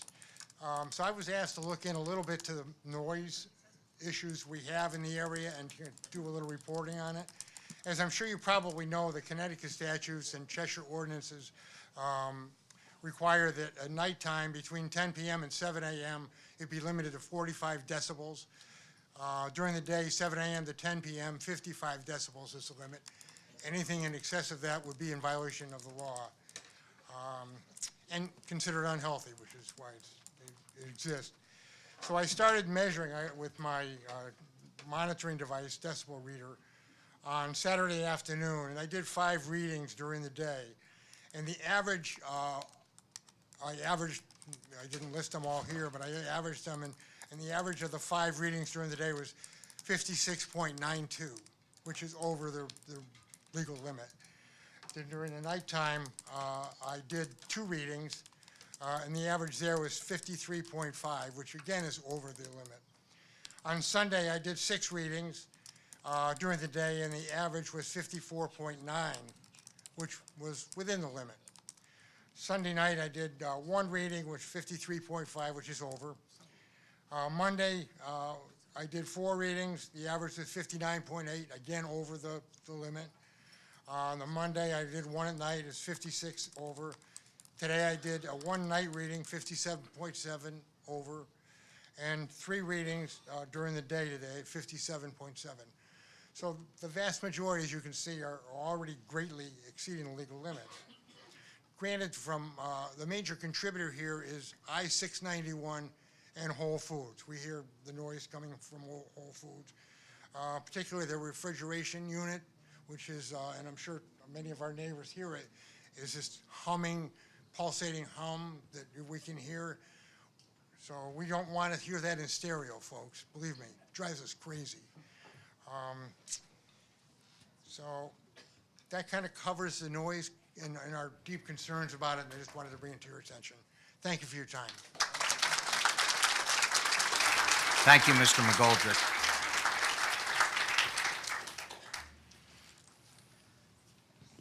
Thank you, Council. My name is Hunter Pronova. I live on Birch Drive. Me and my wife, Shelby, she's a school teacher at Highland School. Our house is approximately 400 feet from that easternmost building there. So we're concerned about it. To follow up on the thought just made about Whole Foods, my mother lives on East Johnson Avenue, about a quarter mile away from Whole Foods, and you can absolutely hear it at all hours of the day. Mr. Doyle earlier from the town, I think it was Mr. Doyle, the town planner, he walked through quite a few steps that have to be gone through for this to happen. And while that all sounds very good, and it sounds like it's an uphill battle, once the property is sold, momentum shifts. A buyer with millions invested will push hard through wetlands, zoning, and site plan approvals, and it becomes about making the project happen. At that point, community voices risk being drowned out by the push to make the best of it. This is why we're all here tonight, before the sale happens. We saw some clip arty side views of what we're going to be looking at with this project, and those are nice. But like I said, we're 400 feet away from that building. Sorry, actually, I meant to write this down. The landscape or the site architect said would not be easily visible from Birch Drive. Those are well-chosen words because in the winter, it will be 100% visible. And that's why people are here tonight. Other things that were said today. This building has been called cold storage, but if you listen carefully, it's a food factory. Mr. Schwecke himself called it food prep. We do not need a food factory on this side of Route 10 in Cheshire, or even in Cheshire at all. I encourage him to find a location in the industrial park on the west side of town where it fits the setting and fits the infrastructure. Nobody, I'm running out of time here, no one is asking for workforce housing, and no one is looking forward to years of the construction, the noise. Thank you. That's it. Thank you, Mr. Frondell. Hello. My name is Yuri Kaplan, Y-U-R-Y-K-A-P-L-A-N, 87 Boxwood Road, Castle Heights. Good evening. Thank you for the opportunity to speak today. I want to raise a critical environmental concern regarding the wetlands in our area. These wetlands are not just patches of soggy land. They are invaluable ecosystems. Building a large distribution center nearby could irreversibly disrupt those wetlands through drainage, pollution, and increased runoff. Wetlands near proposed site play a critical role. First, flood protection. These wetlands act as a natural buffers that absorb heavy rains and reduce flood risks. Removing or damaging them would imperil nearby homes and roads, increasing the likelihood of costly floods and water damage. Second, pollution runoff from construction and increased water-resistant surfaces can introduce sediments, nutrients, and harmful chemicals that degrade water quality and threaten wetland plants and animals. Third, water quality maintenance. Wetlands filter pollutants from runoff, protecting our streams and drinking water sources. Destroying them risks contamination and ecosystem degradation downstream. Fourth, biodiversity conservation. Our wetlands harbor native wildlife and plants unique to our region. Their loss means irreversible damage to habitats that support ecological diversity and resilience. Fifth, climate resilience. These ecosystems store carbon and help moderate the local climate. Their conservation is vital as we face increasing climate uncertainties. Sixth, economic and social well-being. Beyond ecology, wetlands enhance our property values and provide recreational spaces. Their destruction could undercut the community's quality of life and disproportionately harm vulnerable groups. The project must be carefully reconsidered with those factors front and center. Alternative site planning, ecological assessments, and mitigation strategies should be rigorously pursued before any irreversible impact occurs. Thank you. Thank you, Mr. Kaplan. I'm Dorothy Karska-Piech. I live at 106 Victoria Drive, which is Castle Heights, and I'm local realtors, 24 years with Kalkini Real Estate. And I would like to take us a few years back when this part of town was, the perception of the property value was different. If we were pricing the property in North Cheshire, it was priced lower, and all credit was always given to Central Cheshire and South Cheshire. we, the property owners of this area, turned it completely around by investing in our properties, by maintaining the properties, including updates, improvement of landscaping, and pride in ownership. And this is where we are. We are on the level of the entire town, and our properties sell very well. We have recent sales in Castle Heights, 760,000, 790,000. Recent sale on Birch Drive. I'm sorry, I will get water.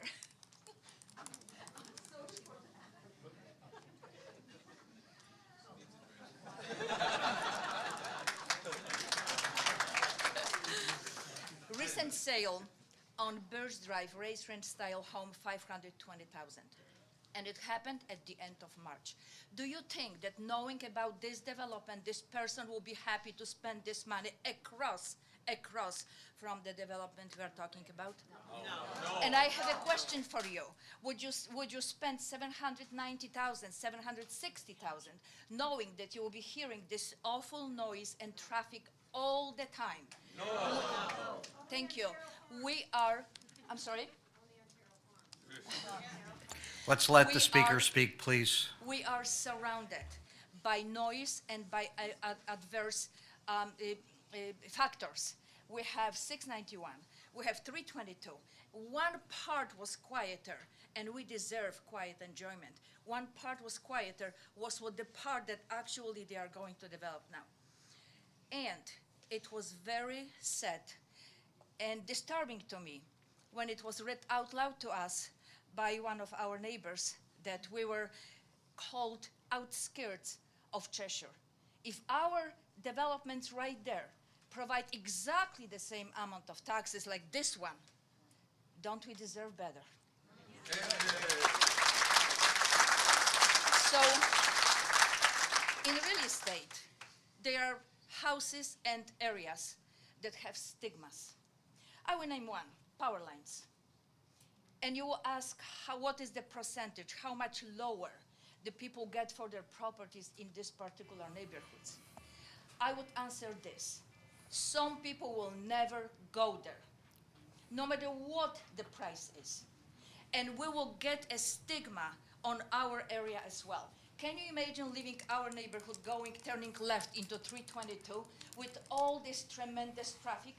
I go from my house to my office in center of town up to 35 minutes. It used to be 12. And we are not there even yet. We have no idea. Time, please. Okay. I actually gave you an extra 20 seconds for your For water the water, speak. thank you, Chairman, I appreciate it. Thank you.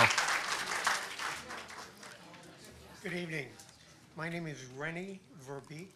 I live at 85 Boxwood Row in Castle Heights. And we live in a condominium community of 85, 55 and over freestanding homes adjacent to the proposed 3-squared North End property development publicly presented to our community for the first time this evening. Our community generates over $1.2 million in annual property taxes to Cheshire. For that essentially free sum, with 55 and over, we have no burden on the school system. Our roads are private. We receive trash and recycling pickup, as well as police, fire, and emergency protection if needed. That is all.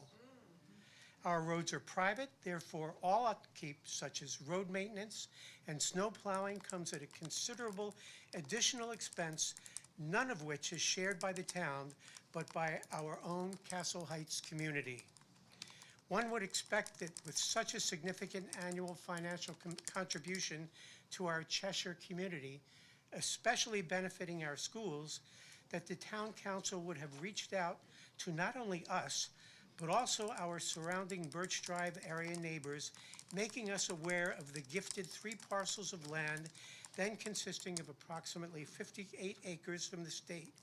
At the time of conveyance on September 15th, 2021, my date's a little bit different from the town planner, to Cheshire's town manager, Sean Kimball.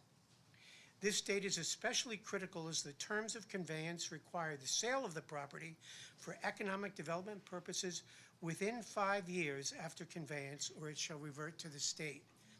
Any funds received, as was pointed out, by the town of Cheshire shall be transferred to the state treasurer for deposit into the Special Transportation Fund. The only financial benefit to the town is an estimated $1.2 million annual property tax, again, as pointed out, not including personal property tax, which might be realized only by the current submitted 3-squared plan when committed. It is to this plan that we strongly object, since we were made aware of this project only on August 5th. We strongly and loudly disagree with this proposal, which must not be allowed to proceed, and which the town council members must vote to stop development. We have several questions of the council. Who is providing the estimated $59 million project construction cost pointed out? Would you require a performance bond be required before development? And when will you vote on this proposal? I know it was mentioned it would go into September. We would appreciate the vote being taken in an open session, not an executive session. Time, so that- Mr. Verbeek, but the answer to your question is, it will be an open session at the next meeting on September 9th.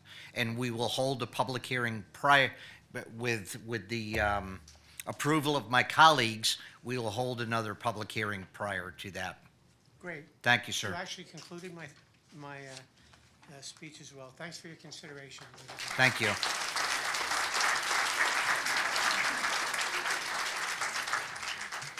Good evening. My name is Sean Fitzmaurice. I live at 93 Boxwood Row in Castle Heights. I've listened to some of the prior presentations today, and you're going to hear some repetition, but so be it. First of all, the traffic study that was presented as part of this proposal was done, I believe, in January of 2024. Obviously, of absolutely no use to the decision that is going to be made by your committee. Mr. Sawicki presented the issue regarding the traffic issues that exist, and I would submit that it's even too early to do a traffic study now until we see what's going to happen with those apartments, 500 apartments, and the new project across the street from this proposal. Let's talk about cold storage warehouses. These things are now all the rage across the country. And if you do any research at all, you'll find that most experts are saying that towns should develop specific regulations for cold storage warehouses. They're different than regular warehouses. And we should develop those specific regulations before this is approved. I know there's a rush to do this. We didn't wait this long for this to happen, but we shouldn't rush into something that we will regret. Cold storage warehouses traditionally provide extensive noise, not only from the warehouse itself, but from the trucks that have to be running 24/7 because they have to be refrigerated as well. Not to mention, they require a lot of electricity. So I would be so bold as to predict that they're going to have to put extra transformers along Route 10 to add to provide enough electricity to this project. Those also make a lot of noise. You heard one of my neighbors talk about the readings he took. Almost all of those are already in excess of what the state regulations provide for. And I know that there's some exception that they could go 5% more or 5 decibels more if there's a new project. This will provide a lot more than 5 decibels more than what we have now. You can come to any of our houses and listen to the highway noise and listen to the other cold storage facility, and you'll understand what we're talking about. There was no, interestingly, there's been no sound study presented to this commission, none whatsoever, projecting what the. Now, what's going to happen is, if this project goes through, you're going to have neighbors calling the town every night, multiple times, complaining about the noise levels. I bought a noise device for $21 on Amazon. Buy them, guys. And Time, Mr. Fitzmaurice. let me conclude by saying that when I was young, my dad told me that if you do good things during your life, most people take little notice of them while you're doing them and forget about them soon thereafter. But if you do one bad thing in your life, that is noticed, and you will be remembered for that forever. So to those of you who are considering voting no to this project, congratulations. To those who are considering voting yes to this project, I would ask you to think about your legacy. Thank you.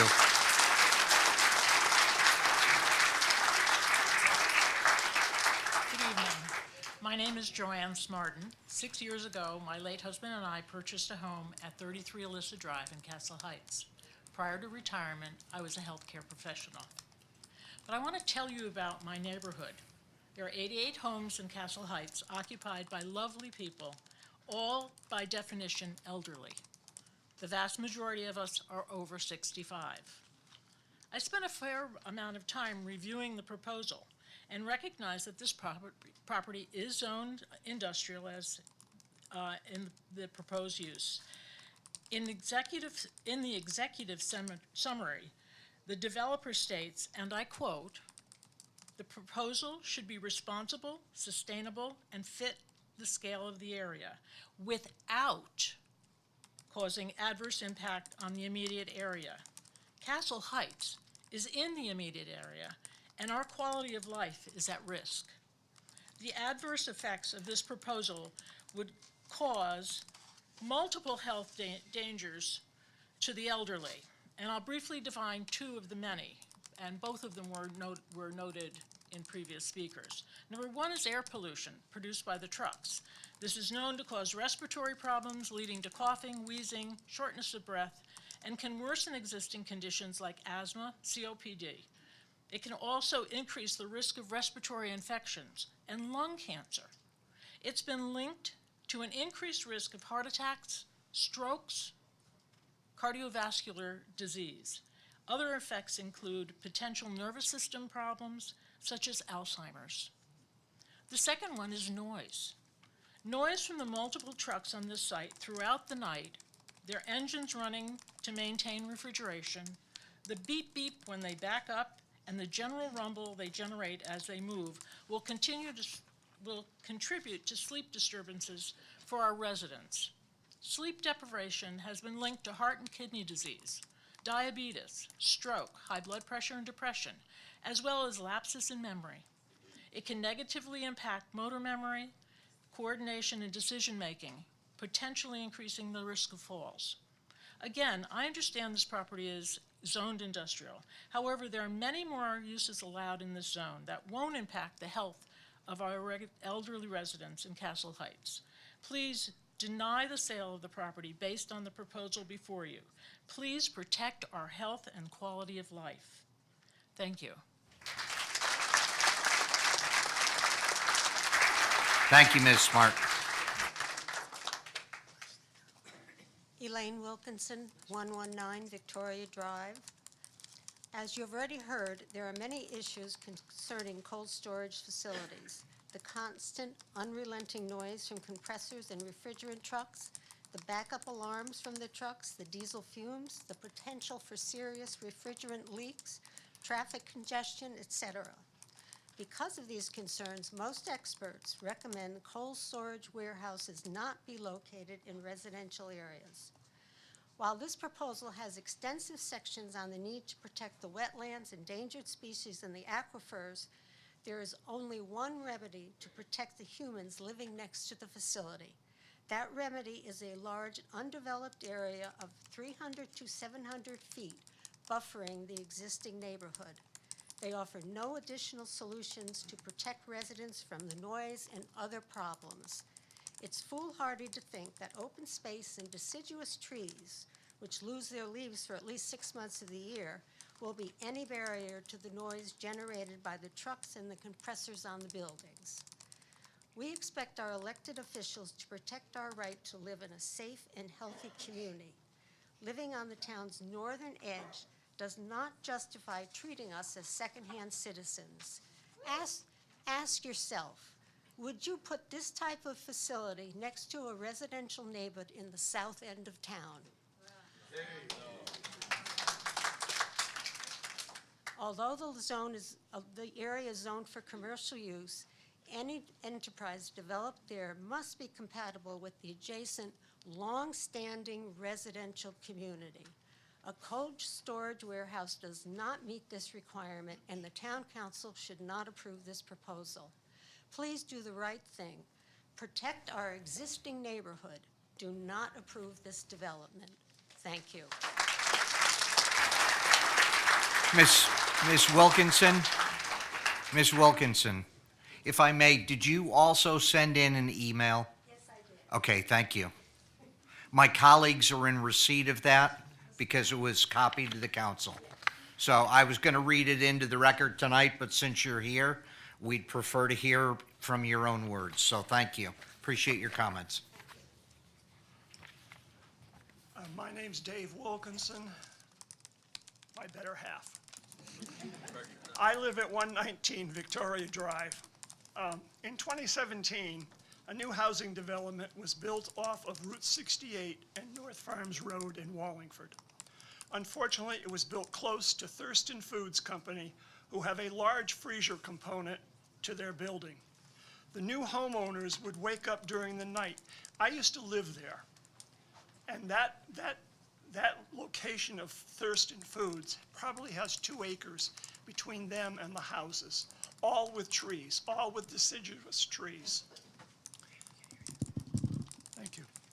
The new homeowners would wake up during the night to hear backup alarms on Thurston trucks as they were backing up, compressor motors on the trucks as they kept the refrigeration cold, and the refrigeration units on the building as it ran constantly in addition to diesel pollution. Although the new homeowners were not there first, Thurston Foods was, and the town looked for noise abatement solutions.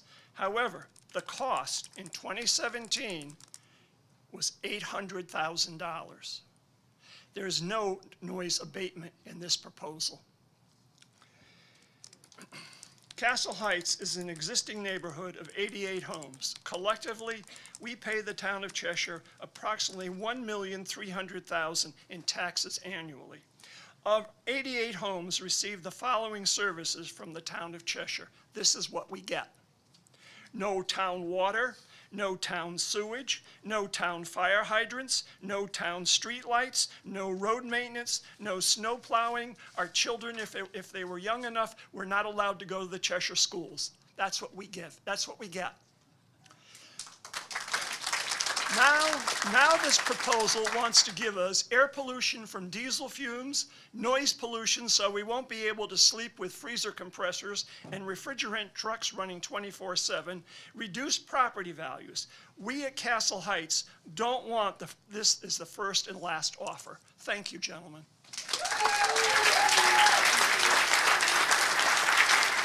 Thank you, Mr. Wilkinson. Hello, I'm Kaylin Cotino of 118 Birch Drive. I'm reading on behalf of my neighbor, Marisa Belair, who could not be here tonight. Dear Chairperson Talbot and the members of the Town Council, as a resident of Birch Drive, I write to formally object to the proposed sale and development of the 58-plus acres of land formerly owned by the state of Connecticut, adjacent to 691 and fronting Route 10, to 3 Squared LLC for economic development purposes. I'll be unable to attend, so here I am. While I support thoughtful development that benefits this town, this proposal based on the current plans poses substantial, specific, and lasting harms to the residential community directly abutting the site. Some of these issues include unprecedented traffic burden. The development is projected to generate 2,188 additional vehicle trips per day, including over 200 trips during peak morning and evening hours, and 111 truck trips daily. Birch Drive is a residential road, not an industrial corridor.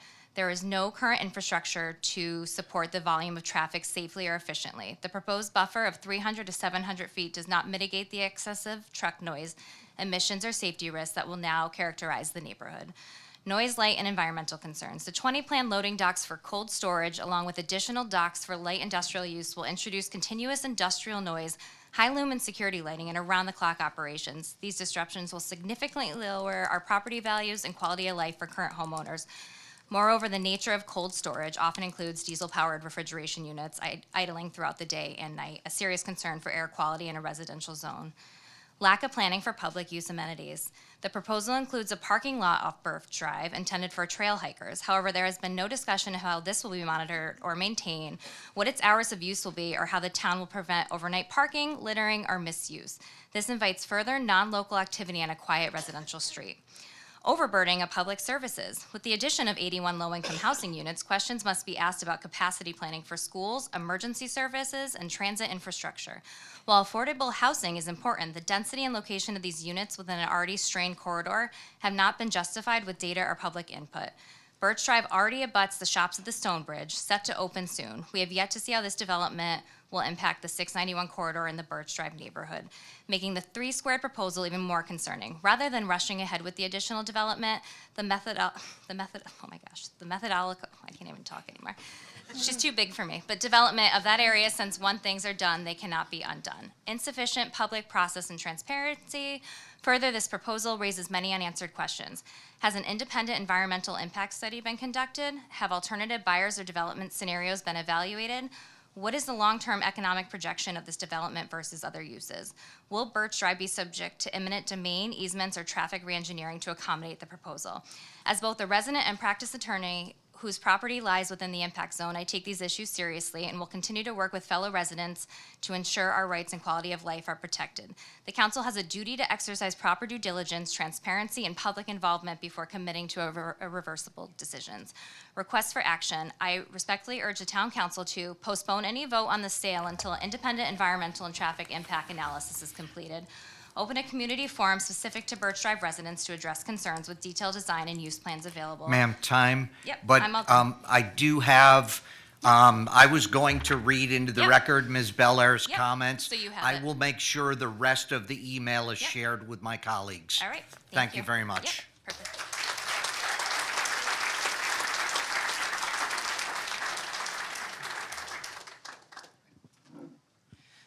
Good evening, honorable council members and fellow residents. My name is Denise Foley. I'm from 141 Victoria Drive in Castle Heights. Thank you for the opportunity to express my concerns this evening. I'm here tonight to voice my strong opposition to the proposal to construct a large cold storage warehouse, a housing development, and a restaurant close to my neighborhood. Yes, this site may now be classified as commercial or industrial, but our community lives right next to it. Our backyards, our homes, our streets back up to this site. The negative impact will be felt immediately and daily. This is not the right project for this location. It poses unacceptable risk to our community. Let's start with noise. A cold storage facility of this size will mean nonstop refrigeration, compressors, loading dock activity, truck engines idling day and night. These are not ambient sounds. They will change the character of our neighborhood permanently. Second, traffic flow. Our streets were not designed for the volume and size of the trucks and delivery vehicles this facility will require. Add in the influx of residents for the housing units and customers for the restaurant, and we're looking at congestion, longer commute times, and bottlenecking. This isn't just an inconvenience, it impacts emergency vehicle response times. Third, and most importantly, public safety. More trucks mean higher risks for accidents involving pedestrians, bicyclists, and other drivers. Trucks have blind spots, and long stopping distances. Again, dangerous for pedestrians and cyclists and other vehicles. And speaking as a nurse for over 40 years, I know firsthand that seconds matter in an emergency. Any delay in an ambulance, fire truck, or police response caused by blocked intersections, congested roadways, or slow-moving trucks can make the difference between life and death. This proposal is an overreach. It attempts to blend incompatible use, industrial scale storage, residential housing, and a restaurant on a site and roadway network that simply cannot handle it. I urge you to reject this proposal and protect the integrity, safety, and livability of our community. Thank you. Thank you, Ms. Foley.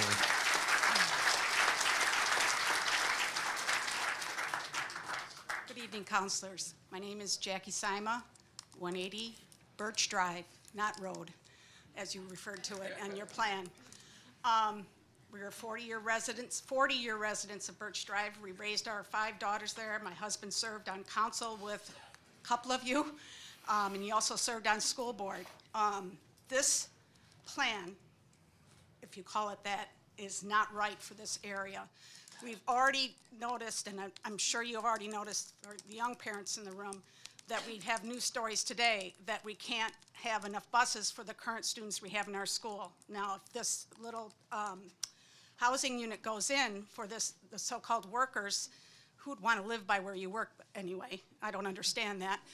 That might attract people, but I don't think that's the right kind of people you want to attract. You want to have people that you'll raise their income, not have them almost like slave labor. So I'm against this, and I encourage everybody that's sitting here to please, they need to hear you. You need to come up and just say no. Thank you. Thank you, Mrs. Sima. I'm too short. Okay, let's do it this way. Good evening. Thank you, council members, fellow neighbors. I'm trying. That's a first, I have to say. My name is Cynthia Lee DeVito Hale. My husband is Dr. Henry Schneiderman, MD. He's a full professor at UConn Medical School, and he's also on the board at Yale. I am a registered nurse. I have been a nurse for 30 years. I'm certified in oncology, chemotherapy, biotherapy, as well as working in the ICU in intensive care therapy. I'm here today touching on base with my fellow nurse, saying, where is the new firehouse going to be built and who's paying for it? Because the one that takes care of us is Maple Avenue. They closed the one on, it used to be the old 66, now 322, in Meriden, so they can't come. So has Southington or Meriden been advised that we're going to need help with all the traffic from the strip mall, the new hotel going up behind the gas station, all the apartments going in? Also police. We need more police in the area. Obviously, there's going to be a need. So we need to hire police. So taxes are going to have to go up. We're going to need more EMTs. Where are they coming from? St. Francis is down off of Maple Avenue. Are they going to come all the way to Castle Heights as they do with all the traffic and the trucks and trying to get through? It's not Queen Street. We don't have 2 lanes on each side. It's 1 lane on each side. This is our concern, my husband, and we're taking the medical approach. Everything else, absolutely 100%. My husband sent me 12 emails. The sound, everything, the noise, the pollution, respiratory issues, absolutely. But we are also, with the new elementary school going in, we're going to need a lot of help in this town, and it's becoming quite incorporated. And we need to have I've been here since 1972, when my parents moved me from Woodbridge, from Amity, and I came to Cheshire. I graduated Cheshire High in 1975. So I've been here a long time. And please, we ask you to just take care of us and take care of the town. That's it. Thank you. Thank you, Ms. DeVito Hale. Mr. Sima, welcome back to Chambers, sir. Something seems very familiar here. Jim Sima, 180 Birch Drive. I have a couple comments and questions. Since this is part of the Special Design District, I don't ever recall the industrial portion put into the zoning. Is that true or not true? Everyone keeps talking about industrial. I don't think industrial was ever put in the Special Design District. I don't know if anyone can answer that question for me. But this would fall into an industrial type environment, so I don't know if this fits. Second comment, that's why I'm going last, because people have a lot of passion for what's going on here, as you guys do, working on the council. But I just had questions, and I want to see if I can get them answered. Does this new proposal, are they bound to the proposal, or can the proposal be changed once the property has changed hands? Do you no longer have oversight of it? Since there's a residential aspect to the Special Design District, can that all of a sudden be flipped and say they pay X many dollars for the land and somebody offers them 25% more because they want to fill it up with apartments, and there's nothing the town of Cheshire can say to that at that point, because it goes to the state of Connecticut, and the state of Connecticut says yay or nay, you don't have 10% affordable housing. Cheshire's locked out of all of those, as your town planner mentioned, all those roadblocks you have to go through, they take it over.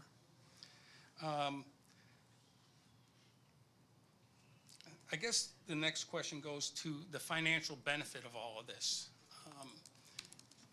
You get the land, or town of Cheshire gets the control of the land, you sell it, the state of Connecticut gets the property value of it. And then so the benefit to the town of Cheshire is the added income, I would say, for taxes because of the property that's enhanced up there. But you guys are going through your 5-year capital plan at this point in time. When I was on council a couple million years ago, there was a North End fire station that was always out in year 4, year 5. You have a lot of houses up there right now, a lot of buildings that got put in. I can't imagine that staying out in year 4 or 5. So if we have to have a couple $1 million, $2.5 million fire station put in, how does that offset the gains that you get from this project? Third, another piece that bothers me is the residential aspect of this proposal. We already know that Highland School is at 980 kids this year. The school was designed, I was on Board of Ed, it was designed in the 70s for 1,000 students, and that was with a split kindergarten, half-day kindergartens, morning, half-day in the afternoon. You're over capacity at Highland. This is an influx of children. Not all towns in Connecticut are getting more and more kids. Time, Mr. Sima. We have more kids coming into this town. You're impacting the schools. You have a new building going up. Are we going to overrun those new buildings? Thank you for your comments, Mr. Sima.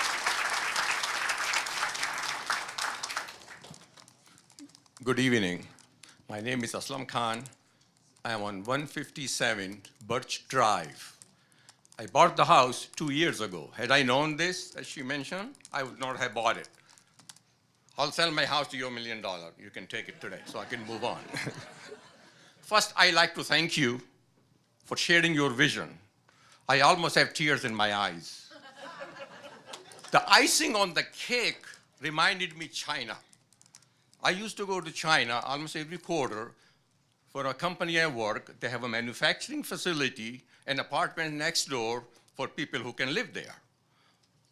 Outstanding. Salute to you that you're going to have the same system here as they have in China, that people are going to work there and go across and just go sleep.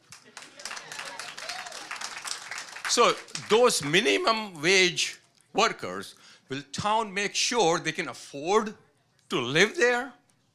How are they going to pay for that? Okay, houses are not that cheap. Okay. I found out about this in mid-February, my friend Hunter, who spoke before me. And since then, I'm trying to contact, I did send the email several times. Sometimes I have to repeat my request to get the response back. And I was always told, don't worry about it. You're going to have plenty of time to raise your concerns. Well, we are against it. We're saying, say no, okay? It's not debating the proposal.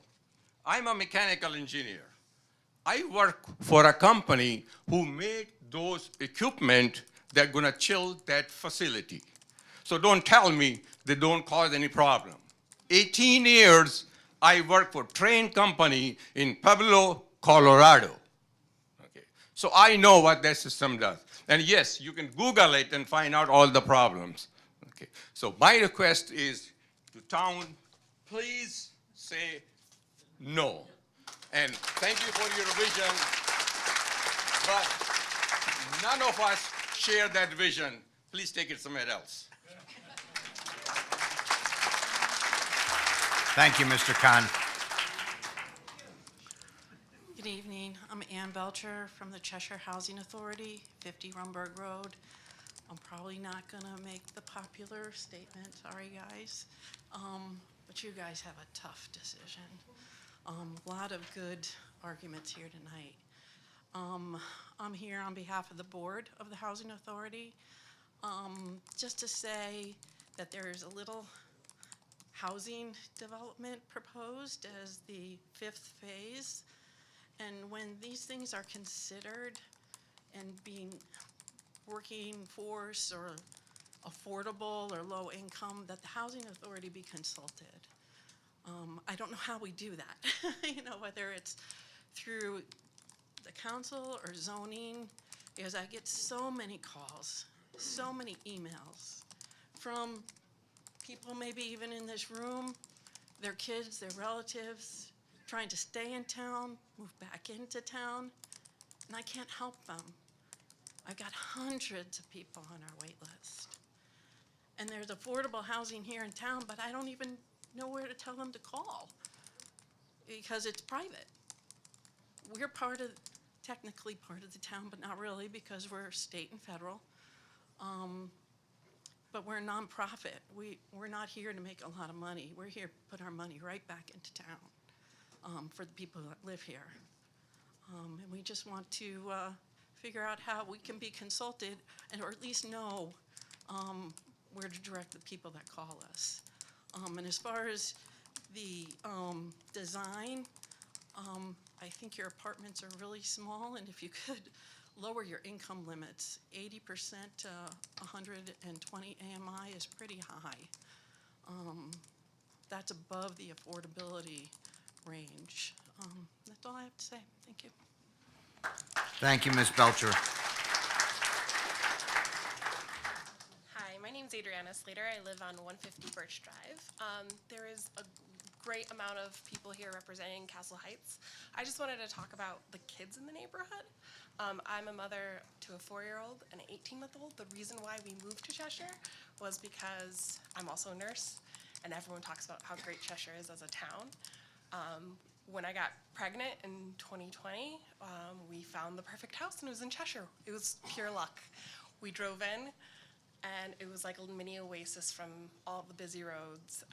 It was amazing. You hear the birds chirping and everything, and we're still there, and we want to stay there for much longer. And having young kids and even seeing respiratory diseases increase, especially in the Northeast, I'm a little worried to be living near such a facility, especially with such young kids. And then there's a ton of families that can't be here today because maybe they didn't get childcare. I know my kids are still up. They are always walking down the road with strollers, and I think you guys also need to be mindful of our future. Thank you. Thank you, Ms. Cedar. Thank you for having me, and thank you for giving us this time. My name is Fred Schamberg, 83 Boxwood Row, part of the Castle Heights community, but I'm really here to talk for both Castle Heights and Birch Road, or Drive, thank you. Sorry, Jackie, wherever you are. Sorry, Jackie. A couple of things. I've spent 12 years with the state of Connecticut working with DECD, DEEP, and DOT, working from 2008 to 2020 under Governor Rell and Governor Malloy, trying to help the municipalities develop what they called responsible economic, environmental, and safety development with the towns, with the lands that we're talking about today. That wasn't the only thing I did, but that was part of the 12 years. And I would say right now that all the commissions I worked with, they're all different now under Lamont, would be surprised and appalled with what Isaac presented and his team. It's also a shame that he's a Cheshire resident making this recommendation. I think that's horrible. I have one question for the council. How many of you live within 1 mile of where this process is being proposed? None. All right?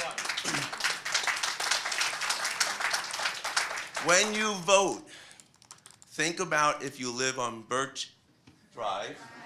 Thank you. I need my help, I'm old. All right? Or in Castle Heights.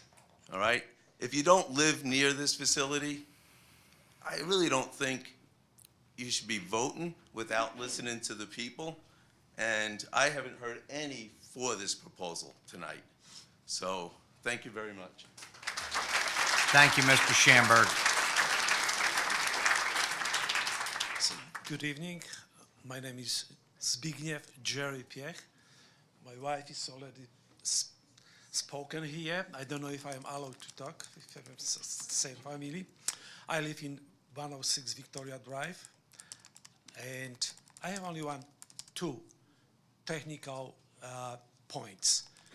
I worked for a long time for United Technologies as one part is Carrier. I was helping develop Transico units for cooling foods and transport. They have a units of generation of electricity. They are like a Generac, mostly run on diesel, and also have an electrical plug. But electrical plug many times don't work, there's no connection to plug to it, and they are running all the time on a diesel, idling, because many times idling even doing nothing, but idling and burning and creating fumes. This is one that could be 1 point. Second is even more important. I know what's the problem with refrigerant is right now. We know now because we're changing, and there are future changes to legislature, what to do to better green refrigerant. And all of them, they are prepared and researched right now based on propane. And they are explosive.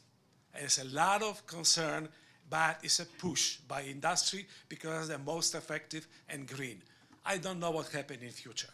If the installation over there will run on a lot of refrigeration, and in 10 years, 15 years, when a new regulation come and then will be forced to change to dangerous, let's say, refrigerant. They are very effective, but problems. This is what I have to say. Thank you. Thank you for your comments. Good evening. My name is Tracy Koff, 14 Alyssa Drive, and I'm here to represent Castle Heights and the Birch Drive community and all the wonderful neighbors that we have in the north end of Cheshire. Because remember, a project like this isn't just us. It is also the Southington community, the Meriden community, the Plantsville community that try to get down Route 10 to go to our doctor's appointments, to go to shopping centers, to go to restaurants, and it's already tough. So people avoid Route 10, and we shop in Southington. Imagine now with all of the new residential structures being built, Stonebridge Crossing, and now this proposal, if that were to come to fruition, which we truly hope that it does not, there won't be anywhere for us to get through, to get down to these places in Cheshire that we love to go and to support our community. even more than we do now. And I want to thank you for being attentive to everyone who's speaking, because I would think after listening to us all with very urgent and valid concerns over the last hour and a half, you could just zone right out, not even really listen. And you all are attentive because it's important. And the noise pollution is a big factor as well. My backyard faces 691, so I hear the motorcycles and the big trucks and the swishing of all the traffic, and I try to pretend it's the waves in the ocean, but it doesn't cut it. And now, you know, if this project were to become a reality, there would be all of that noise from cold storage that you've heard about before, the beeping, the humming, everything that we hear from Whole Foods.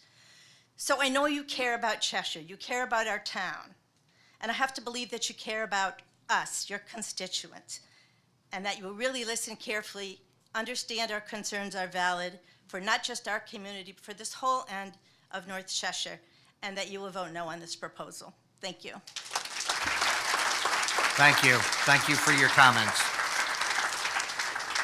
Good evening. My name is Valerie Joyce. I live at 376 Academy Road in Cheshire, and I've been a realtor broker here for over 40 years, so I have a bit of a real estate voice. The property that we're considering for approval on the council's conscience is real estate. The backstory that I'd like to contribute has to do with Birch, Aspen, and Tulip Street areas and Castle Heights. When I first came into the business, that piece of property was called the church property. And when it was sold to be divided and cut up into home lots, the lots did not meet code, zoning code at that time.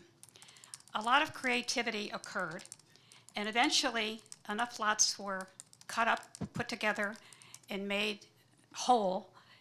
And that little subdivision turned out to be first-time buyer homes. And those people went on to move out when their families grew, and they relocated in Cheshire because they chose Cheshire for all of the pluses that we like to talk about. There were contradictions when Castle Heights was being offered, and that went through, and the benefit of those values that surround Aspen, Birch, and Tulip have enhanced the equity values in the properties in those smaller subdivisions. There isn't a council member, a town staff member, a development owner occupied in Cheshire person, or an attendee here that doesn't worry about the three things that are very important in real estate. And you all could say it out loud: location, location, location. Those three words have enhanced Cheshire for all the reasons we could list. It doesn't mean we have to suffocate and squeeze growth to the point where we don't have growth. We went for a number of years with a moratorium on additional condo complexes being built so that we would not look like Brantford, and it worked. We went to 55 and older, we met that need. We have always stood up to that need. The circumstances that we have now in the over 200 pages that are on the docket right now to read are very complicated. My hat goes off to all the skill and education, background, and 175 years of expertise that are brought together. That is not to be put down as a negative. Those are very important careers that you people have had. But I think we need to look at what we're doing to the equity value in the property that is in the Birch, Aspen, and even the Castle Heights area. And we have to look at that location, location, location, and look at the impact on our equity. There isn't a person in here that doesn't want to make money on what they've owned, what they will buy, or what they have owned and feel good about. Time, Ms. Joyce. Thank you. Thank you very much.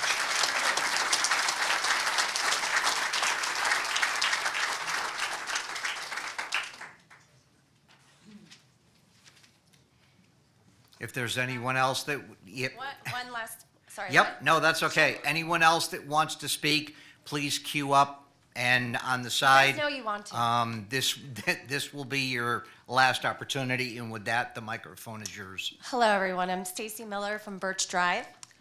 I wasn't going to speak, but uniquely, probably, I should let you all know that I'm one of the first, my family, one of the first 5 families of Cheshire.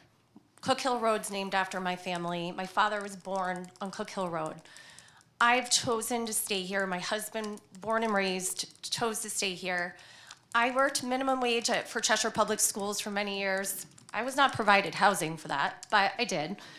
But I should be able to have my windows open in my home. And I should be able to have my children be safe in their neighborhood. They've earned that right. We've put in our years here. We've put in our money here. We are servants to this community. My children deserve to be able to go for a run in their neighborhood without worrying about trucks, God knows who in their backyards. I should be able to open my windows on a nice 70-degree day and not hear trucks beeping all hours of the night. I should be able to sleep through the night without hearing that, just like you guys get to do in your homes. You need to consider what you're making us face. You might seem relatable. We're relatable. We grew up here. If you like it so much and think it's so great, Birch Drive has plenty of houses for sale. Come move over here if you really want this in your backyard, because I don't believe you do. Thank you. Thank you, Ms. Miller.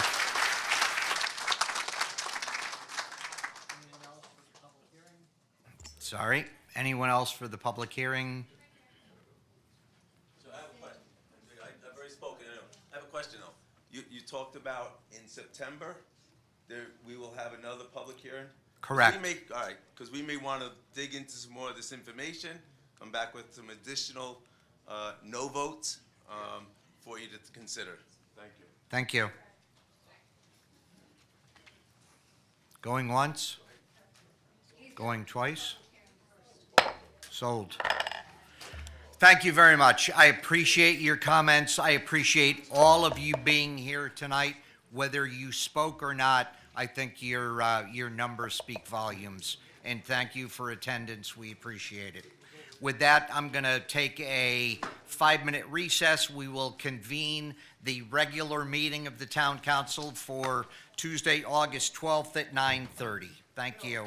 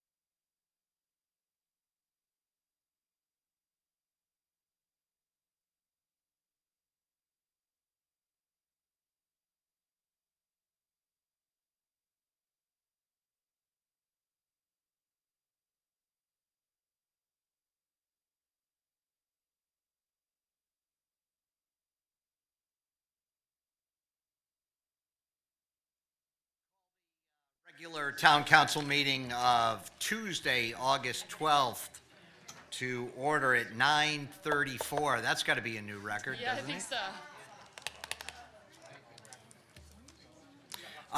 We've done the roll call, we've done the pledge. The one thing that I failed to do, and I want to do before we begin this meeting formally, is to do or entertain a motion to continue the public hearing until the September meeting. Thank you, Ms. Kramer, and thank you, Ms. Allard. Any discussion? Yeah. Two questions. And one is, are we committed to voting that night? But if we have questions and other things that we haven't vetted out yet, do we have to vote that night, or is that? So my plan is, and just be aware, Mr. Walsh and Mr. Veliber had microphones on, and Mr. Malone didn't with the new system. have to So tell you, my Peter, my I can't- plan is to, Is mine on now, by the way? Yes. Okay, I can't see the color, so. oh, okay, It's on the mic. I can't see it.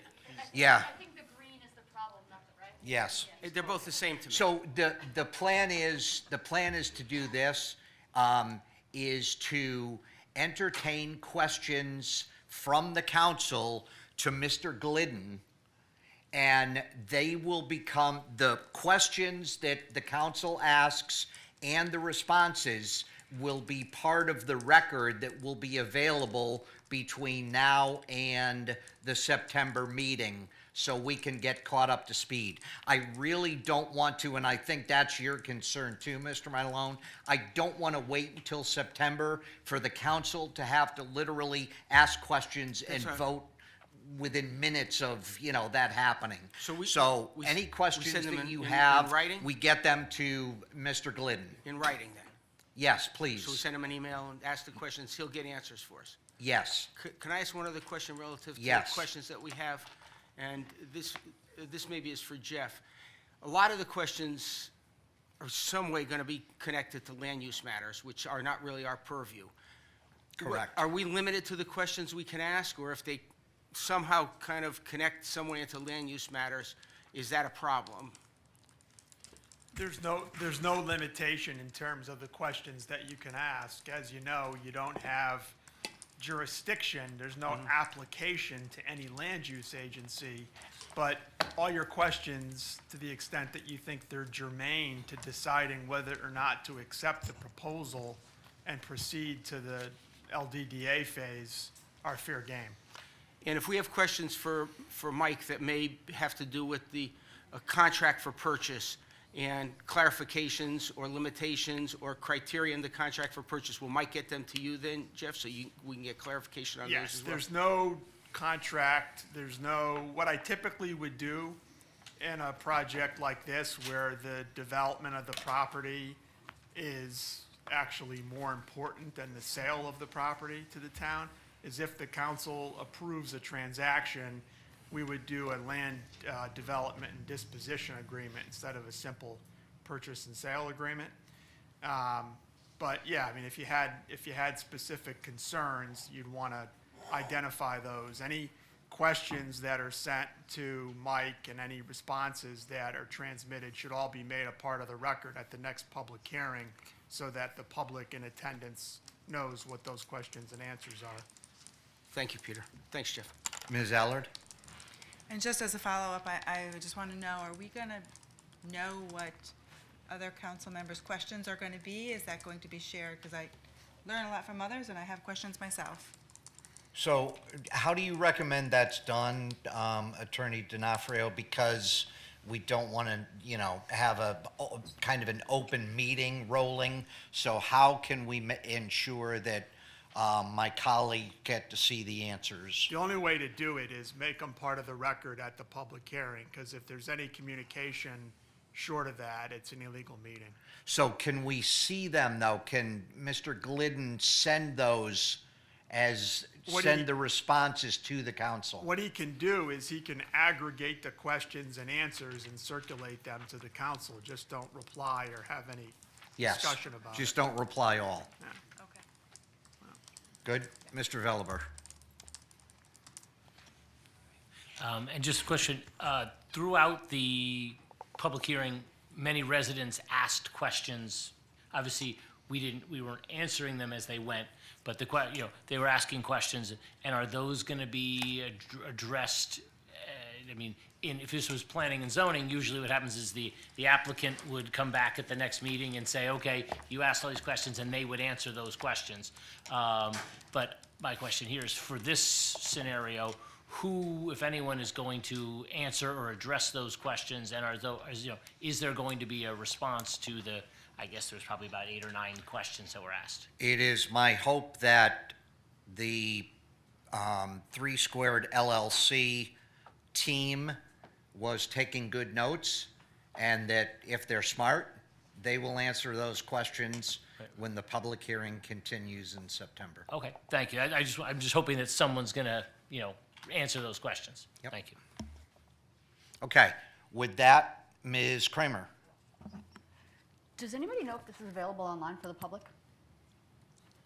I was gonna ask them, but Sean, do you know if it's, I just received that for the first time. okay. So I'm sure we can have it. We can have Mike get it from them, and we can have it online, because it should be absolutely. Yes. and then we can share where it's posted, so it's probably gonna go on. Yeah, use your Go. mic, Ms. Kramer. Thank you.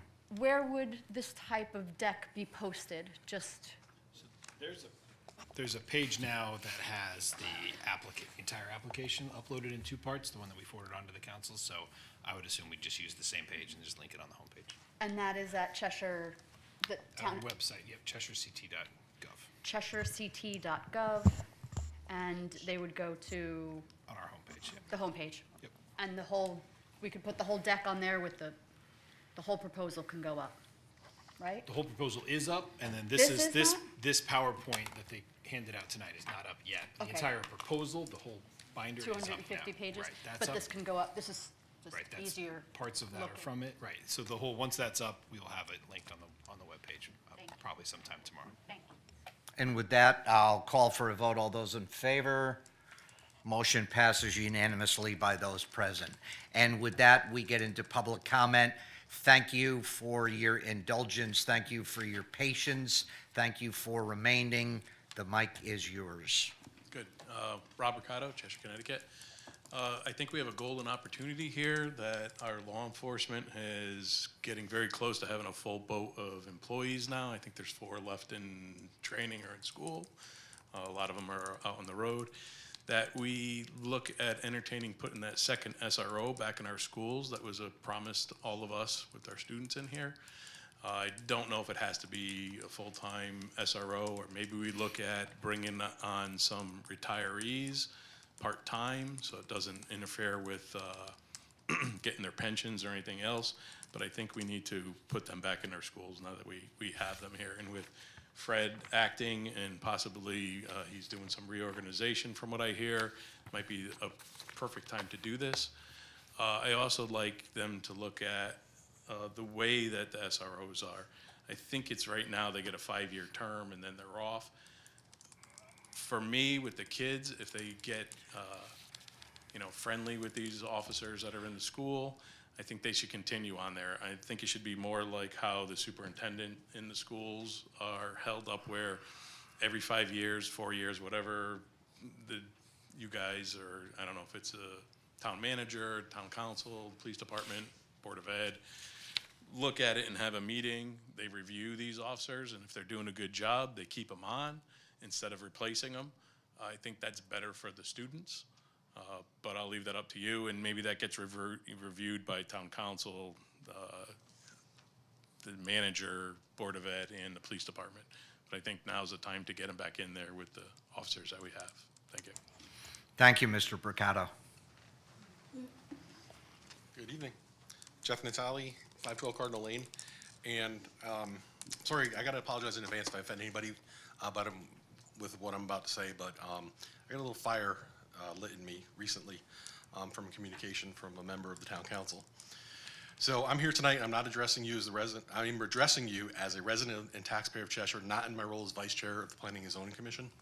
I would like to address comments made at the last town council meeting. Mr. Block from the audience questioned why members of Planning and Zoning were able to comment on the animal control issue, but town council members cannot.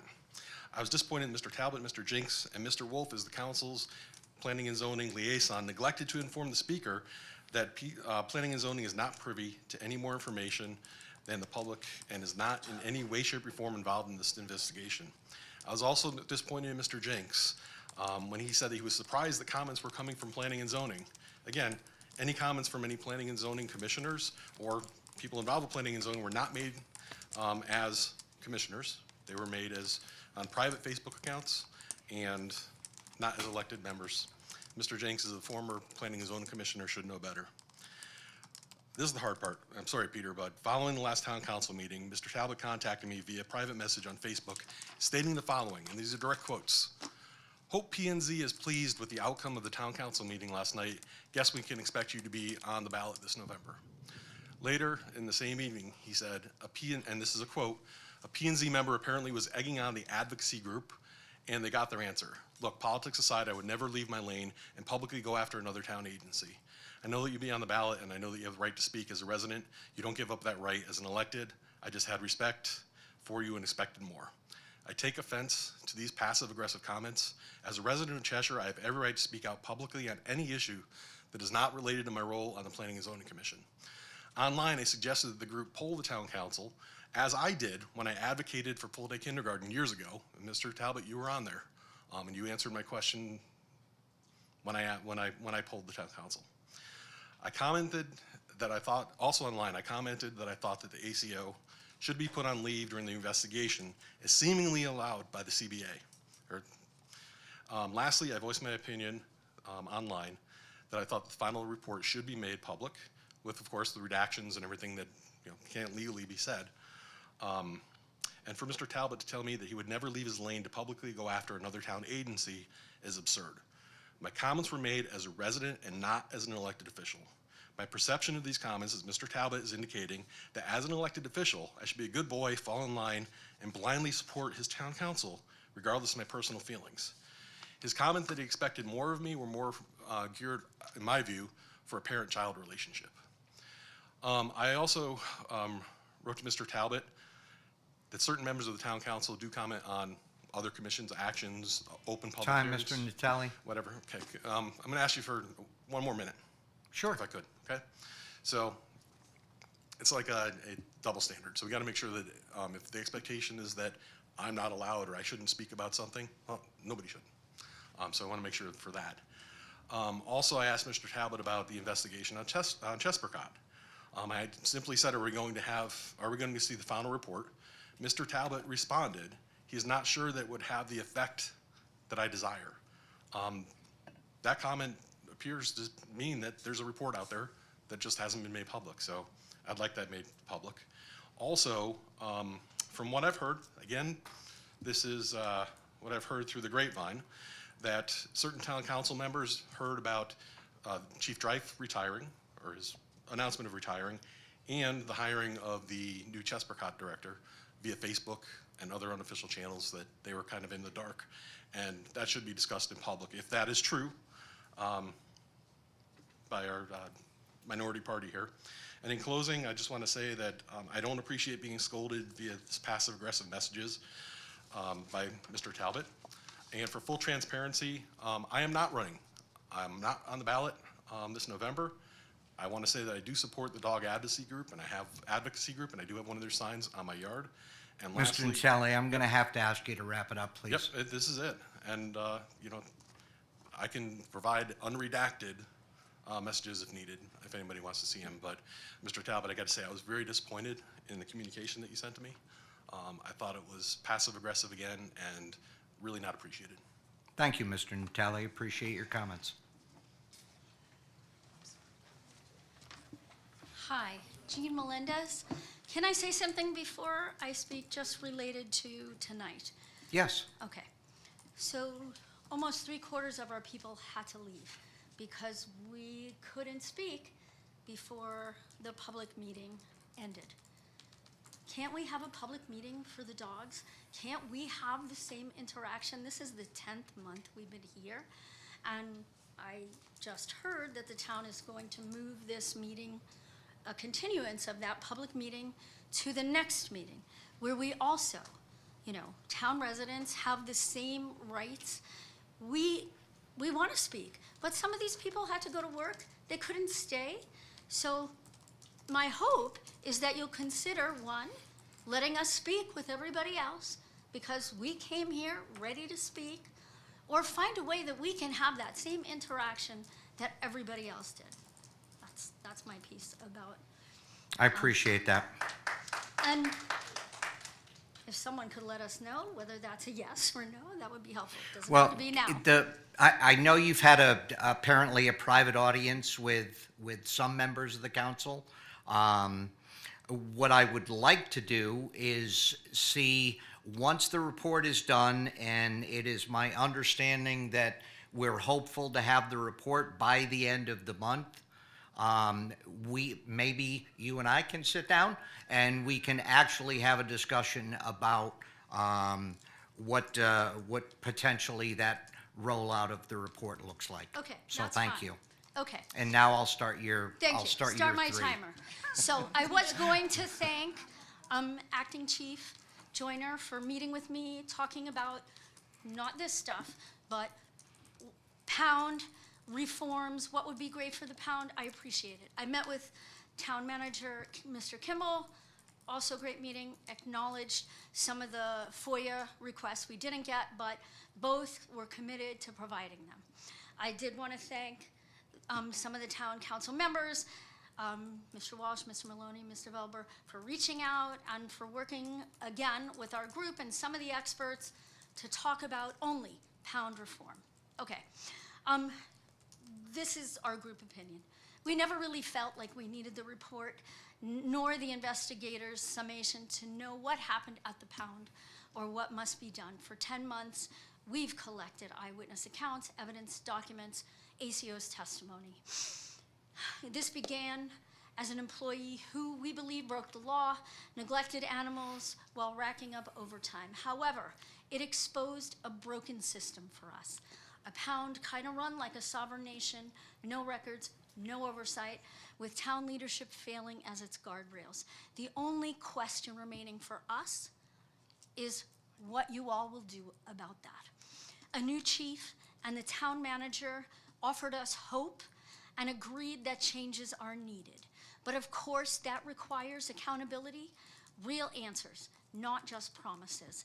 It requires restoring the public's trust. For us, that report isn't the final word.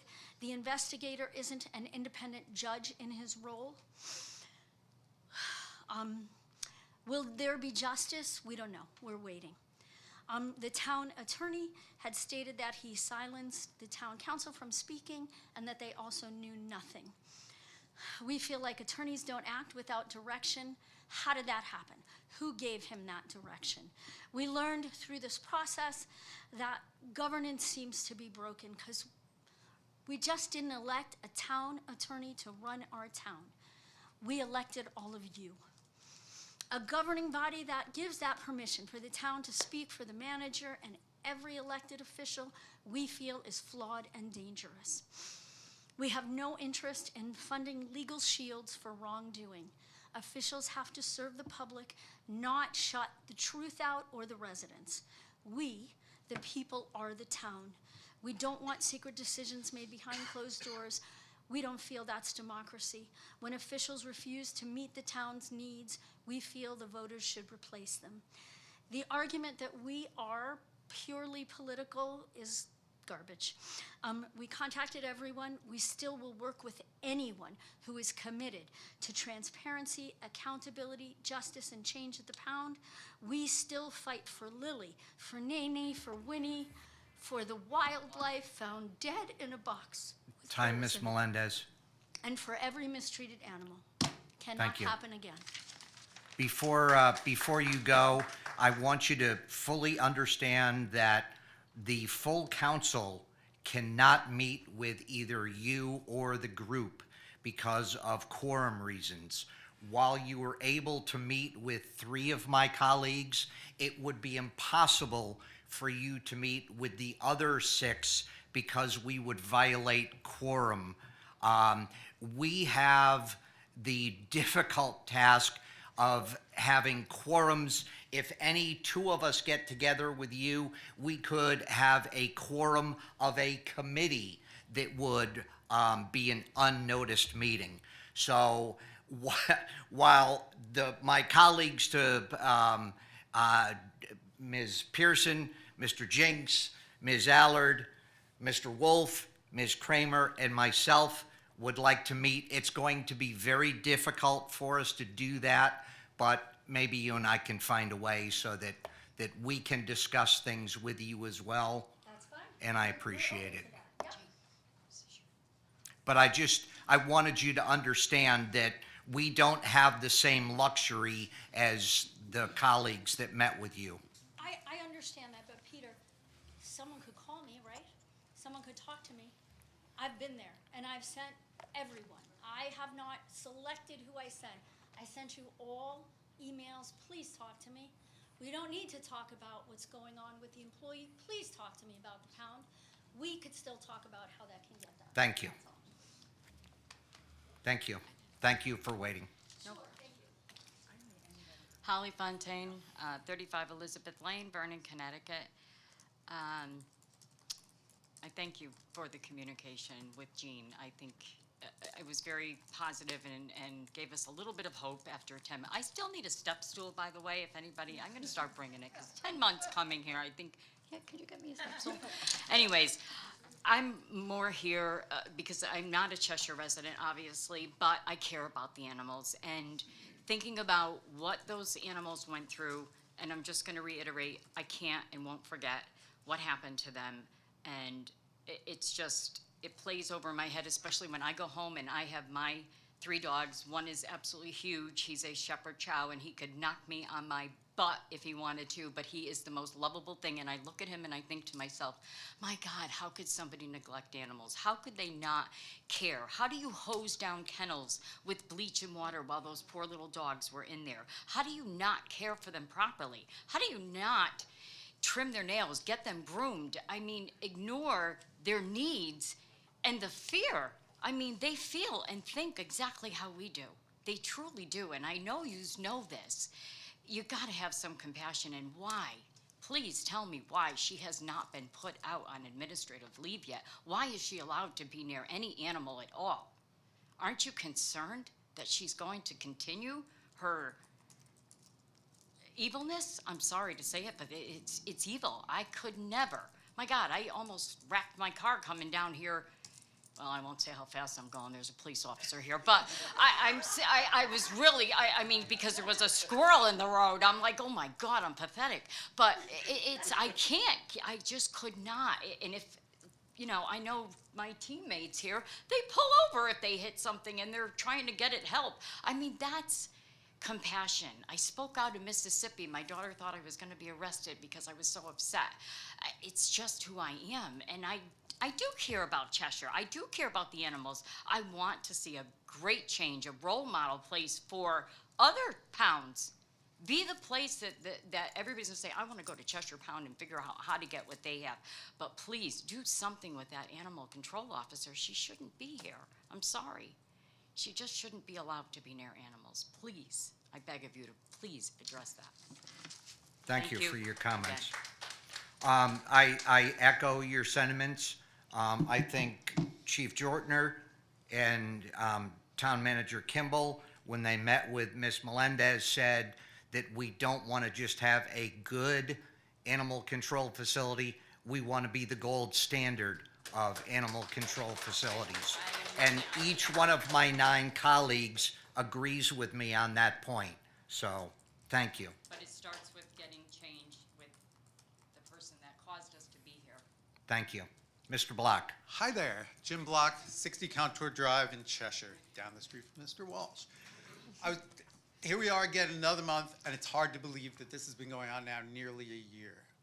I know that it started with good intentions, but it turned into From my point of view, it turned into a fearful event. I do not know why this council is paralyzed with fear and has not taken action in a year. It seems to me, some people find it hard to believe. If you were in my position and you come month after month, I have no idea what this is costing the taxpayers. I know I will ask what the investigation cost the taxpayers. I'm not really expecting an answer. I'm sure it'll come out during the election. That's the first thing a neighbor asked me. We had a little neighborhood my side of Contour Drive. We were talking. Most people, nobody knew who the mayor was. Yeah, one guy did. Two of them said it was Sean Kimball. There's a lot of work to be done. And if this needs to be dealt with, everybody's smiling, everybody's collegial, that's good. But this has been stonewalled, in my opinion, for the last year. There's reasons why you can't speak, reasons why you can't speak. Mr. D'Onofrio got up there, and I watched this again, and I'm thinking he's really blowing smoke up our noses here. It makes no sense. You're telling us the council wasn't responsible, the council didn't do this, the council doesn't hire, the council doesn't fire. But then I spoke to somebody who told me that he was notified May 4th of last year by two different people about the problems. They said they spoke to the town attorney at Animal Control. If he had taken action, who did he notify? If this is true, don't know if I didn't get the sworn testimony. If he didn't notify anybody, then it's his fault. We wouldn't have been in this fault. If he did, I'd like to know who, because that person could have saved a lot of animals from suffering and a lot of animosity and a lot of all that's going on here. It's been horrible. The communication, the act of covering it up. Now it takes another month to write the report up. It's hard to believe. I'm not calling you liars, but if you were on my shoes, it's hard to believe. How much is that costing? You're obviously not paying for expedited delivery. How can it take so long? And on October 18th, way later, Christine Cormier, one of the animal advocates who I barely know, she wrote a letter to every council member, state people detailing problems in the shelters. She did not get one response from any of you sitting here tonight. Not one of you thought it was necessary to respond to her. What you did with that information, it's a secret, like everything else about this. You're nice people, you seem good people, you run a very respectful meeting, but you want to be reelected, show us what you can do. Why are you acting out of fear? For almost a year now, nobody will even say the word dog practically. It is disgraceful. This advocacy group needs to go door to door during election time and let people know the facts. I'm a Democrat. I'm glad to vote for Republicans like my neighbor Don Walsh. I just want to see a responsive council that doesn't hide behind the town attorney. Time, Mr. Thank you. Black. Can I Thank you very much. Can I respond to a few of those comments that Yes, are thank you. directed at me? The cost of the investigation, we just got the investigator's July bill. It's a little under $60,000 to date. Thank you. Okay? The reason why anybody who's ever conducted an independent investigation in connection with a personnel matter involving a just cause standard on a collective bargaining agreement, feel free to step up and talk to me about it. Okay? The idea that you want personnel action taken, but you don't want it done the right way,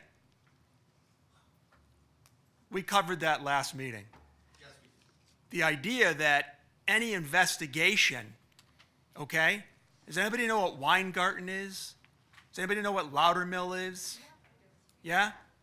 Anybody know what's involved in doing that type of investigation? And has anybody been through a post? I'm not gonna do this again, okay? We provided information at the meeting last month because there have been complaints about not getting information. Now I'm being accused of blowing smoke, okay? Why does it take so long to issue the report? That's not an issue here. The investigation was done last month. That's what I reported, okay? I'm not telling the investigator what to do in terms of the report. The investigation took the better part of 6 months, okay? When you read the report, you'll understand why it took so long, okay? To go back through 6 months' worth of notes and write an accurate investigation report that may end up being used in one or more personnel matters is a significant undertaking. I've done it, okay? So anybody who's done that, who speaks from experience, come on up and let's talk about it. if you haven't done it, you don't know what's involved, you don't know what the case law requires, you don't know what it's like to go through that process from start to finish, all right? So in terms of the person who spoke with me, I want the name, because nobody ever, I've made this clear before, nobody called me. Nobody spoke with me. If they're saying they spoke with me, they're 100% wrong. Bring them to the next meeting. I will try, I doubt I can. The people that already gave testimony apparently to your investigator, they told me. I was prepared to give the name, and I was told later on at the end of the day, please do not mention it. Okay, well, you have my name, and I'm telling you, I never spoke with anybody. Thank you. Hi. Hi. Okay. Andrea Karen, 801 11 O'Clock Road, Fairfield, Connecticut. This is why we are here. Abused animals came into the Cheshire Animal Shelter in better condition than when they left. Full stop. Let that sink in. What an embarrassment. What dereliction of duty. What cruelty. What heartbreak. Death and neglect were the outcome for abused animals who should have had a new lease on life, finally being released from their abuser. Little did they know what awaited them in Cheshire. April was the new abuser. Examples include neglect of physical health and active abuse by hosing them with a mixture of water and chemicals. What is there to study? What is there to analyze? The bare minimum is to keep animals alive and healthy. April cannot achieve the bare minimum. Why is she being protected? It is time to do the right thing and recognize there's a problem with Cheshire Animal Control, and it starts and ends with April. Cheshire needs to eliminate the problem and start fresh with a qualified and compassionate animal control officer. April needs to go. Thank you. Thank you, Ms. Karen. Anyone else? Seeing none, we'll continue with the meeting.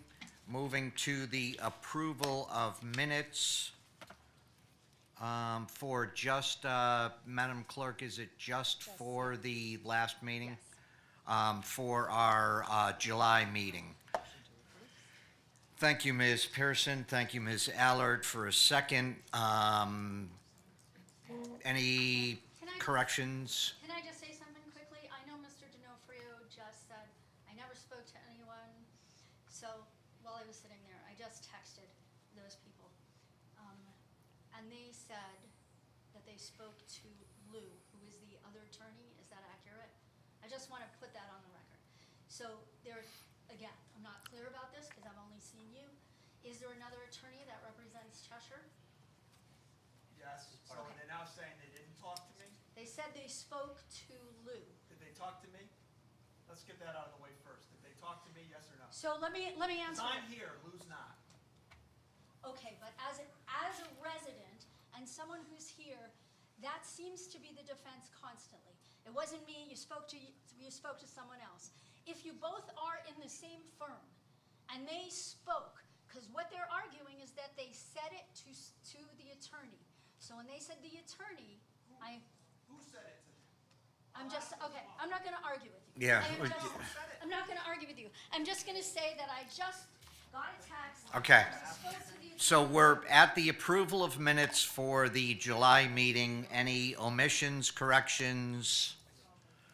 Seeing none, I'll call for a vote. All those in favor, motion passes unanimously by those present.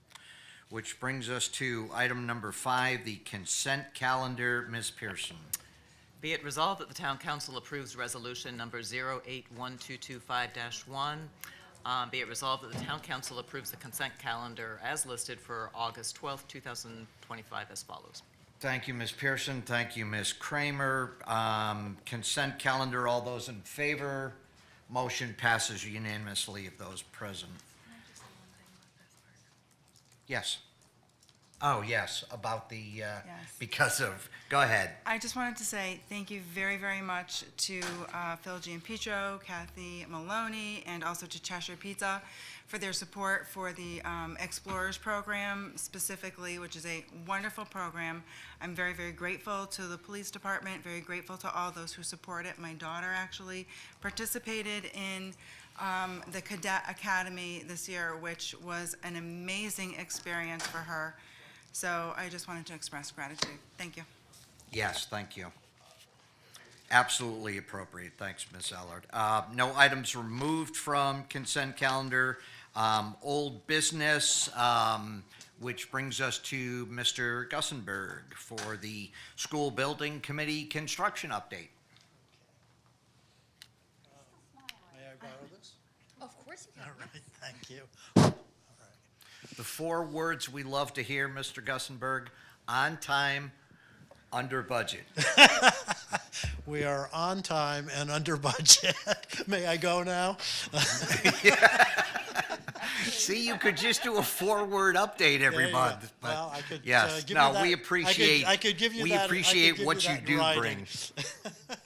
I will move along, though, because I understand that it's pretty late. As you're aware, we got some wonderful news from the state. As you know, the last legislature passed a law which allowed us to get reimbursement for our entire space standard, and also to get an additional 15% reimbursement on the North End School due to the fact that we're building a preschool there. And the state has verified that that's on the entire building, not just the preschool part of that building. We estimate that we should receive about $20 million in additional state funding towards this project because of that. So that was wonderful news, wonderful news. We have been talking with Vince and his group, and I know you're going to be talking with them regarding solar panels for the project. We're excited about the possibility there. We'll see what happens. The project itself is moving along on schedule. I wanted to just share with you, because I know many of you don't have an opportunity to get down to the site, so I wanted to just share with you a few pictures of what's going on. As you know, we did have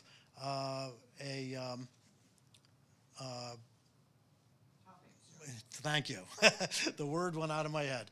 Topping ceremony as we put the very last beam in place over at the North End School. And that was an exciting punctuation mark. I have to interject that Tony Perugini, it looked like he signed the beam as John Hancock. Well, we have a few names on there. You can still see the beam. I was there today. At some point, it'll get covered up, unfortunately, but we know it's there. And this is the preschool wing that you're looking at, which was the very last part of the steel work that was put in. And I won't run the entire video. I'll move on from there. This is a picture of the Norton School from the front. We're putting all the insulation in and the weatherproofing. And this is that same building from the north, south, east side. This is the front of Barnum School and the east side of Barnum School.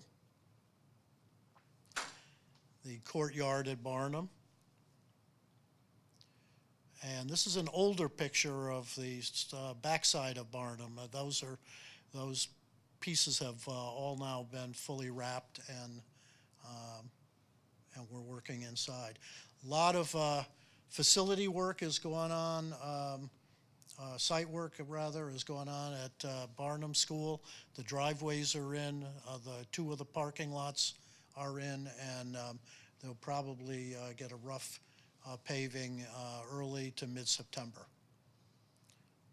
And they're even putting down some topsoil. Both buildings, a lot of roofing going on. This is the gymnasium at Norton and the gymnasium at Barnum. Cement hasn't been poured yet, but it's ready to go. The cafeteria, they were in the process of painting when I was there, the beams. And that'll be part of the library at Norton. And we're at the point now where we're starting to put in plumbing, electrical, airflow, and that's what our hallways are starting to look like. They're becoming a real school. So that's it. I just wanted to give you a feel for what's going on if you haven't had an opportunity to go there yourself and see it. If any of you ever want to go and you want, some company, I'll be more than glad to walk around with you. Thank you, Mr. Gussenberg. Questions for Rich? Seeing none from colleagues, Rich, thank you very much. You're welcome. Again, pass along our sincere thanks to the committee who is doing incredible work. All right, thank you very much. I'm going to, as we begin new business, I'm going to skip to item C. We'll come back to A and B. Item C is the discussion and possible action re the EPA 2.0 projects. Mr. Massiana, thank you for your indulgence along with the team from Johnson Controls. We appreciate it. Thank you. Good evening, ladies and gentlemen. Is this on? Okay. Yes. We will need help to connect Aaron's laptop because Aaron does have a short presentation tonight. Okay. So I'm going to just frame tonight's discussion. I know you've had a long night already. With me this evening is Alan Alibrio from Johnson Controls. I'm sure the council members remember Justin Benoit from Energia, our owner's representative. So we were in front of the town council on July 8th, where we gained agreement to try and fast-track solar and fuel cell initiatives that would be part of the full energy performance contract. On July 23rd, we met with the council to provide an update.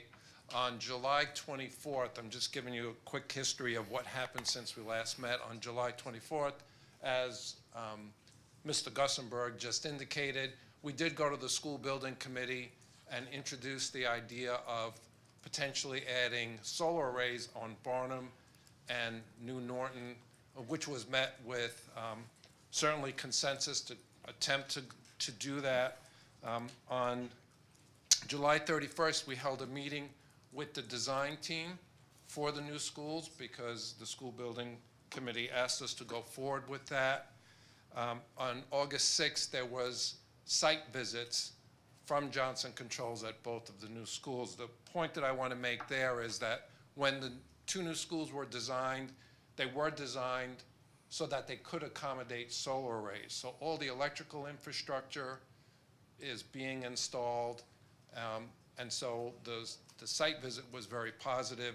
The importance of that is there's already project costs that were built into the new schools to have the infrastructure for solar, so the cost will be lower than had we started from scratch. So that was a really good piece of news.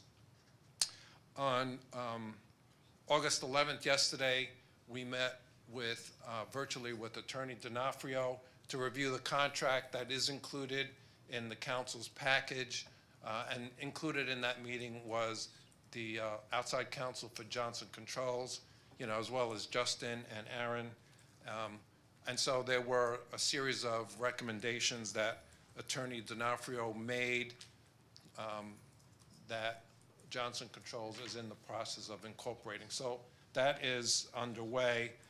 And that brings us really to this evening, which what we are looking to do is provide a presentation with updates on what is anticipated to be included in the fast track portion of work. There are updated numbers. In addition to seeing the presentation, obviously, we'll answer any questions related to the project or any questions that relate to the contract.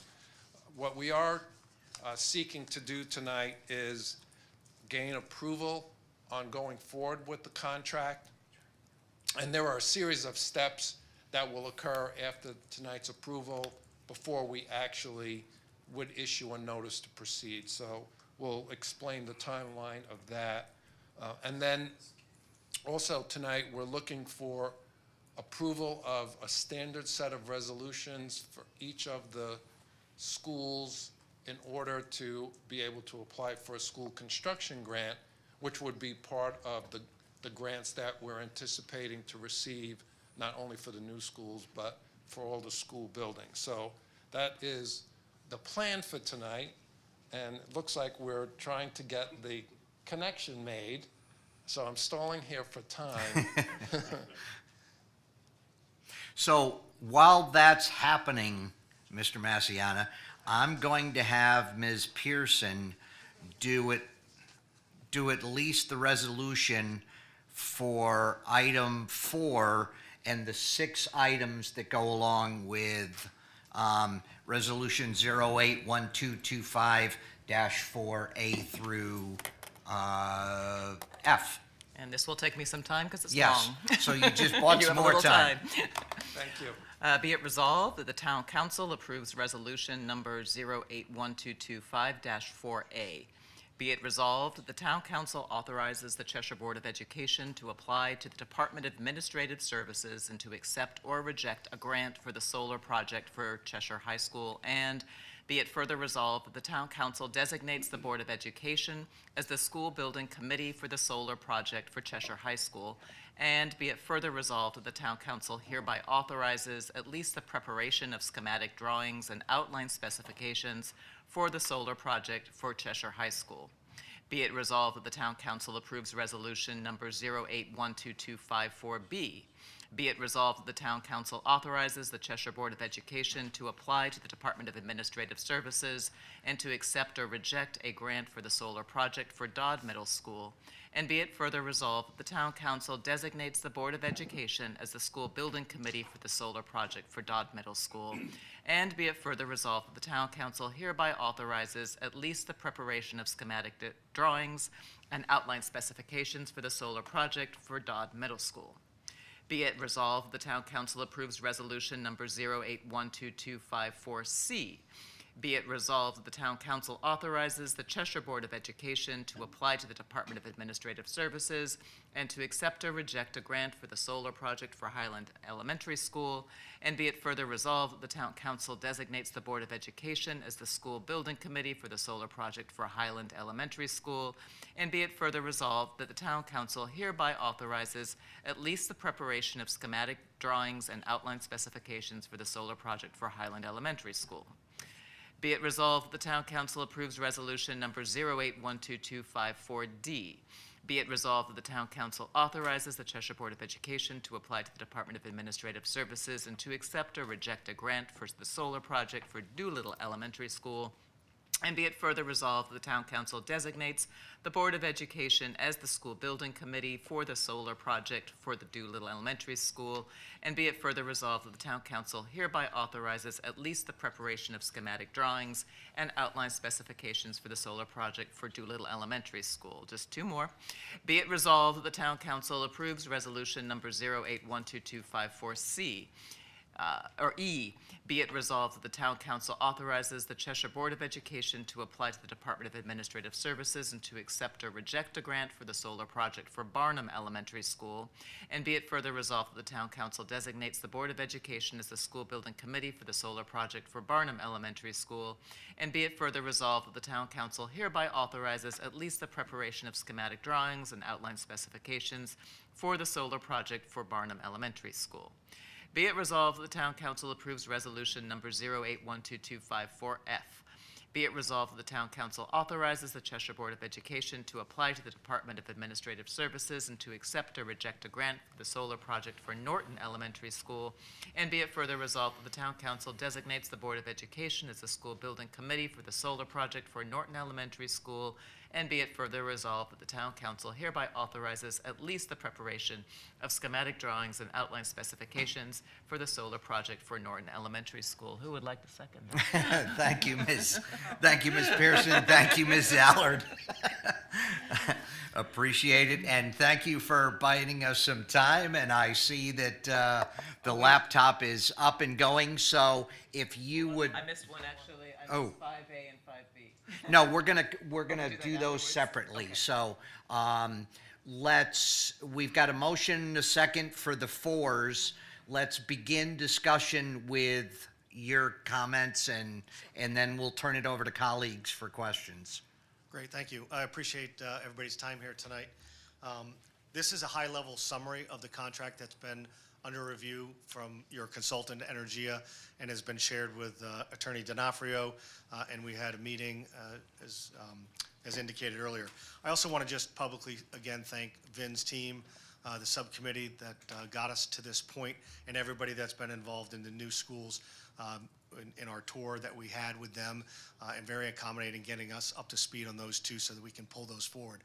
As everybody is fully aware that this was trying to go as quick as possible on the renewables, while I'll walk through the line as quickly as possible tonight about the balance of the work and when that will be presented back for approval. But tonight, we're looking at the renewable side of this so that we can execute a timeline and make sure that we can leverage all local incentives and federal incentives as well.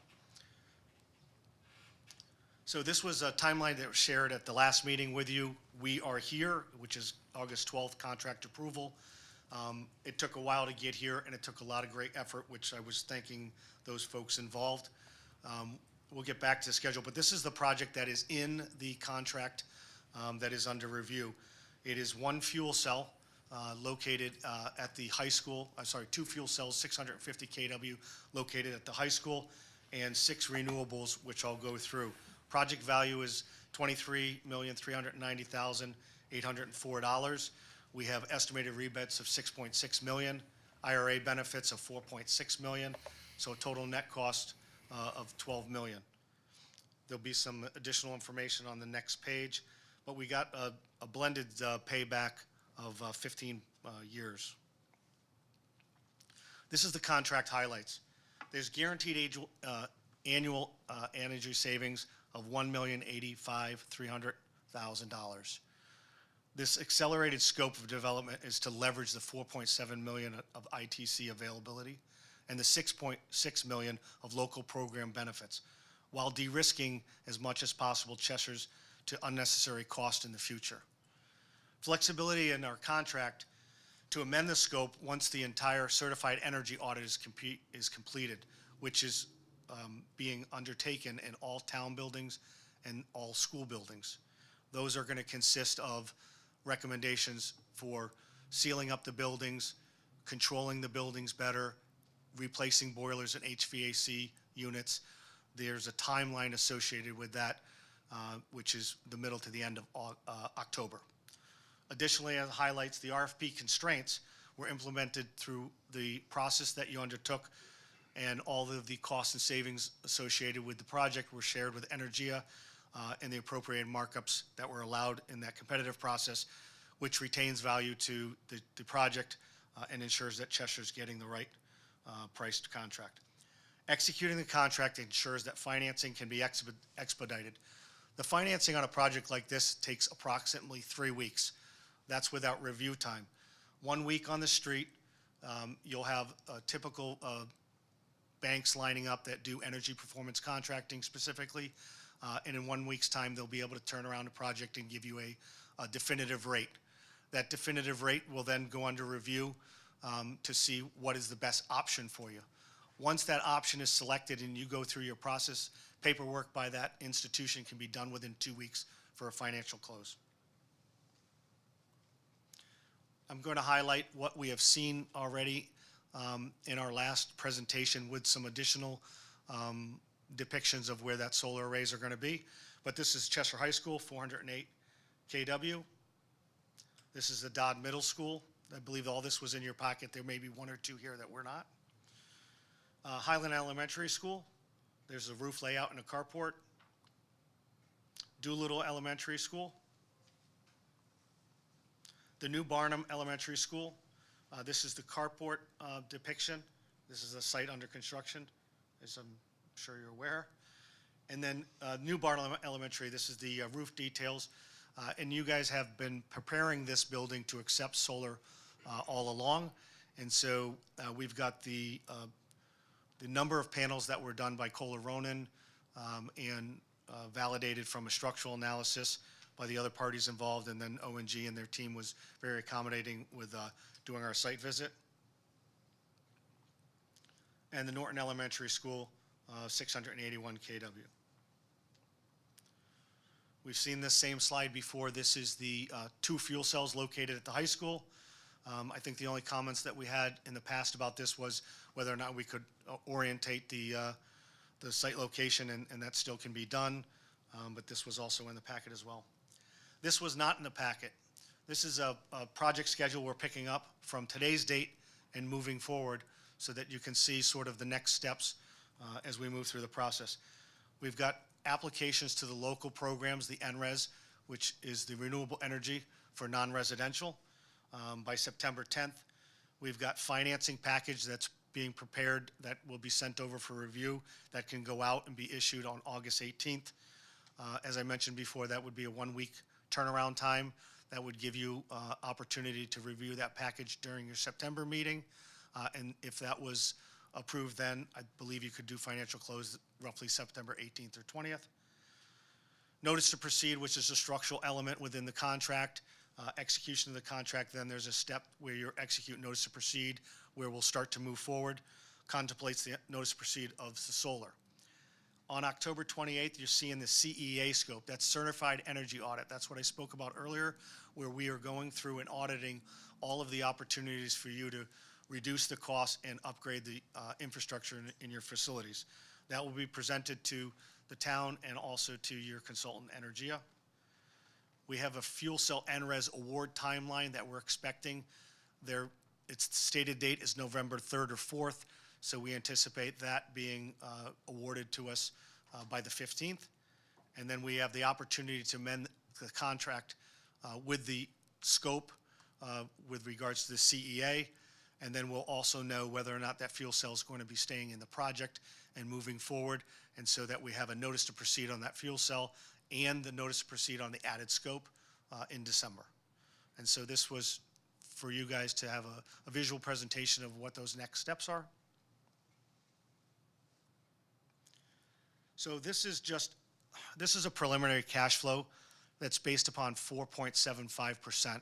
I don't think we've actually kind of looked about how this actually works, but in the contract you'll see what is the guaranteed energy savings.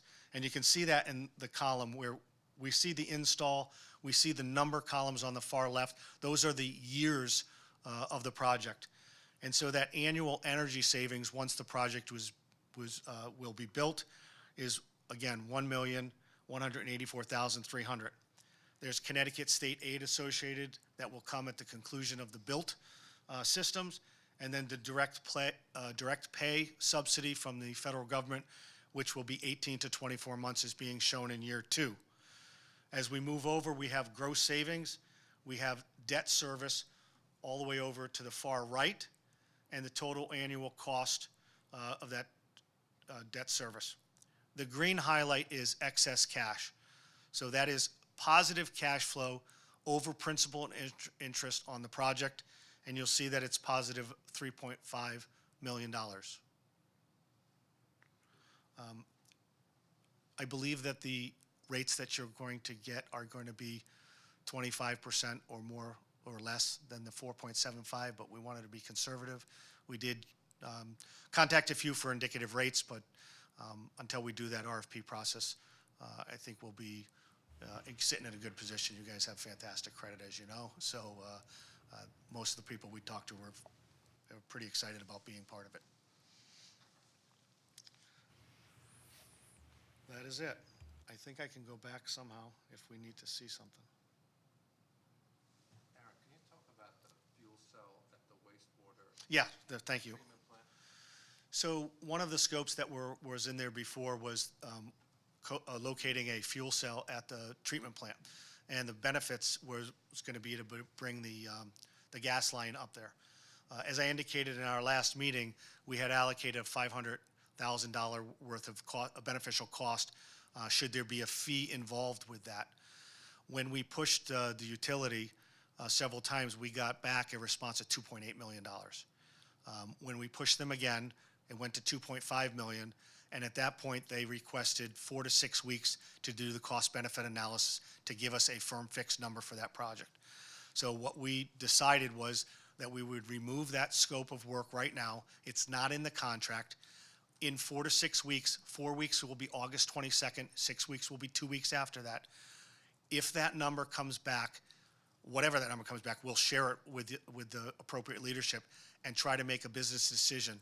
The only action that we'll do at that time is we will put an application into the NRES program to try to move that forward.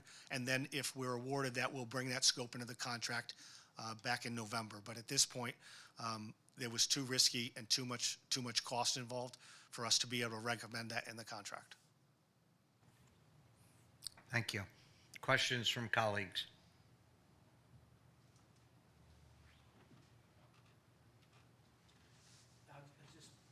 Question. Is it on? Yep. I don't have a question. I think it was an excellent presentation. I just wanted to really just take a minute to thank Vin, who a few weeks ago spent a lot of time with me in his office to help me understand this in greater detail, and I'm supportive of it. So thank you very much. Appreciate that. Anyone else? Ms. Allard? I just want to say, first of all, I'm not running for reelection, so I have nothing to lose by saying anything here. I am a fan of renewable energies. I'm really, really grateful that I was able to take advantage of these incentives through the Inflation Reduction Act myself, and a few years ago I installed solar panels on my roof. Love them. Most months, my bill is under $10. It saves me a ton of money. I wish I could say that, it's because I'm so concerned about the environment, which I am, but really my big reason for doing it is the fact that it saves money. I then recently, just last year, installed geothermal, transitioned our oil-fueled house to geothermal. And that saves us as well. Both of those investments, yes, we spent some money to do that, right? If I were to tell people we bought 2 halfway decent used cars and spent about $24,000, $25,000 on a car, you'd say, okay, she bought a car. But when I tell people that I spent the money to do this, they say, oh, that's a lot of money. My return on investment for both of those projects is about 8 years. I'm taking my vitamins because I plan to live a lot longer than that. This is an investment in my future. This is so old lady Dina can pay her bills when she is still living in this home, because I'm hoping this is my forever home. This is proof that when the federal government invests in the people win. And I'm really, really grateful that I was able to take advantage of that personally. I'm sad that these incentives are not going to be available to other people in the future. I am really, really grateful to you guys for fast-tracking this, so that way the community of Cheshire can take advantage of these savings as well, and of course for the environment. So Fiona, please don't be mad. I do care about the environment. But it saves us a boatload of money. And I'm really, really grateful for you guys for all of your efforts in doing this. And I would be remiss if I didn't say I am also extremely PO'd that you have to. That's it. Thank you. Anyone else? Seeing none, I'll call for a vote on number 4, read by Fiona. All those in favor? Motion passes unanimously by those present. Ms. Pearson, would you do item 5A and B, please? Be it resolved that the Town Council approves Resolution Number 0812255A. Be it resolved that the Town Council approves the performance contract with Johnson Controls Incorporated pursuant to the scope of work and terms and conditions as presented. And be it further resolved that the Town Council authorizes Town Manager Sean M. Kimball to execute said contract subject to the approval by the Town Attorney as to form and function. Be it resolved that the Town Council approves Resolution Number 0812255-5B. Be it resolved that the Town Council authorizes the application for and acceptance of financial incentives related to the project's scope of work as presented in the performance contract with Johnson Controls Incorporated under the programs available through the Inflation Reduction Act, the NRES program, and the School Construction Grant Program. And be it further resolved that the town manager is authorized and directed to execute on behalf of the town any documents for the commitment to this grant program as presented and as discussed. Thank you, Ms. Pearson. Thank you, Ms. Kramer. Discussion on items 5A and B. Seeing none, I'll ask the question I failed to ask last time when I had the opportunity. Regarding the carports, how much does removing those impact the payback and the savings?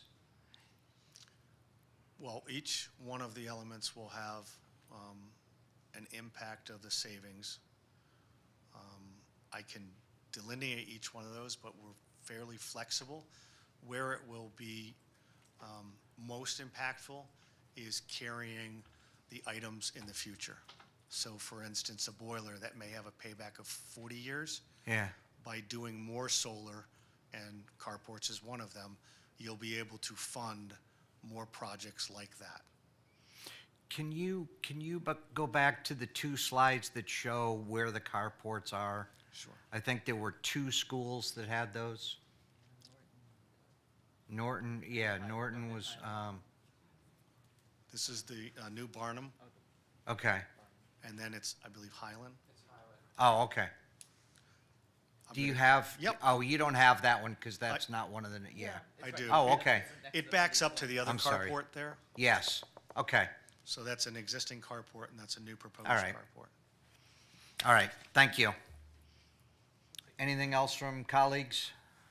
That's a terrible looking road, by the way. Yes, it is. I'll call for a vote. All those in favor?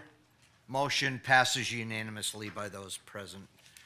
Thank you all for your patience and your endurance, and as my colleagues mentioned, for fast-tracking this and getting it in front of us. We appreciate the work of not only Mr. Massiana and his group, but Johnson Controls and Energy as well. So thank you all. I appreciate it. Yeah, and I do want to thank the town council members, Mr. Kimball and Attorney D'Onofrio. There's been a lot of work in the background, some which I didn't have an opportunity to discuss tonight. So we really, appreciate this. We will be back in September, as Aaron indicated, because we will need to get the financing approved. But I'm hoping that will be equally as smooth. So thanks and have a great night. Thank you. Appreciate And it. if I can just thank Board of Ed member Tim White, who's in the audience, who stayed up late to be here as well, who also initiated the conversations regarding fast-tracking recent initiatives. I know you were watching at home and you said, okay, if I leave now, I can get there just in time. Yeah. Appreciate it. And Tim, thank you for your efforts as well. So thank you, Ms. Pearson. Moving on to new business, item A, call for a public hearing, read the revised Neighborhood Assistance Act applications. Ms. Allard. Be it resolved that the Town Council approves Resolution Number 081225-2. Be it resolved that the Town Council will hold a public hearing at 7:00 p.m. on Tuesday, September 9th, 2025, in Council Chambers, Town Hall, 84 South Main Street, Cheshire, Connecticut, to consider revised applications to the 2022 and 2023 Neighborhood Assistance Act program. And be it further resolved that the Town Manager shall cause a notice of said public hearing to be posted and published according to law, and be it further resolved that the date, time, and place of any further postponements thereof shall be determined by the town manager with the approval of the chair of the council. Thank you, Ms. Allard. Thank you, Ms. Kramer. Simply a call for a public hearing. I'll call for a vote. All those in favor. Motion passes unanimously by those present. Moving to item B, which is the call for a public hearing on the proposed 25-26 annual capital expenditure budget and five-year capital plan. Ms. Pearson.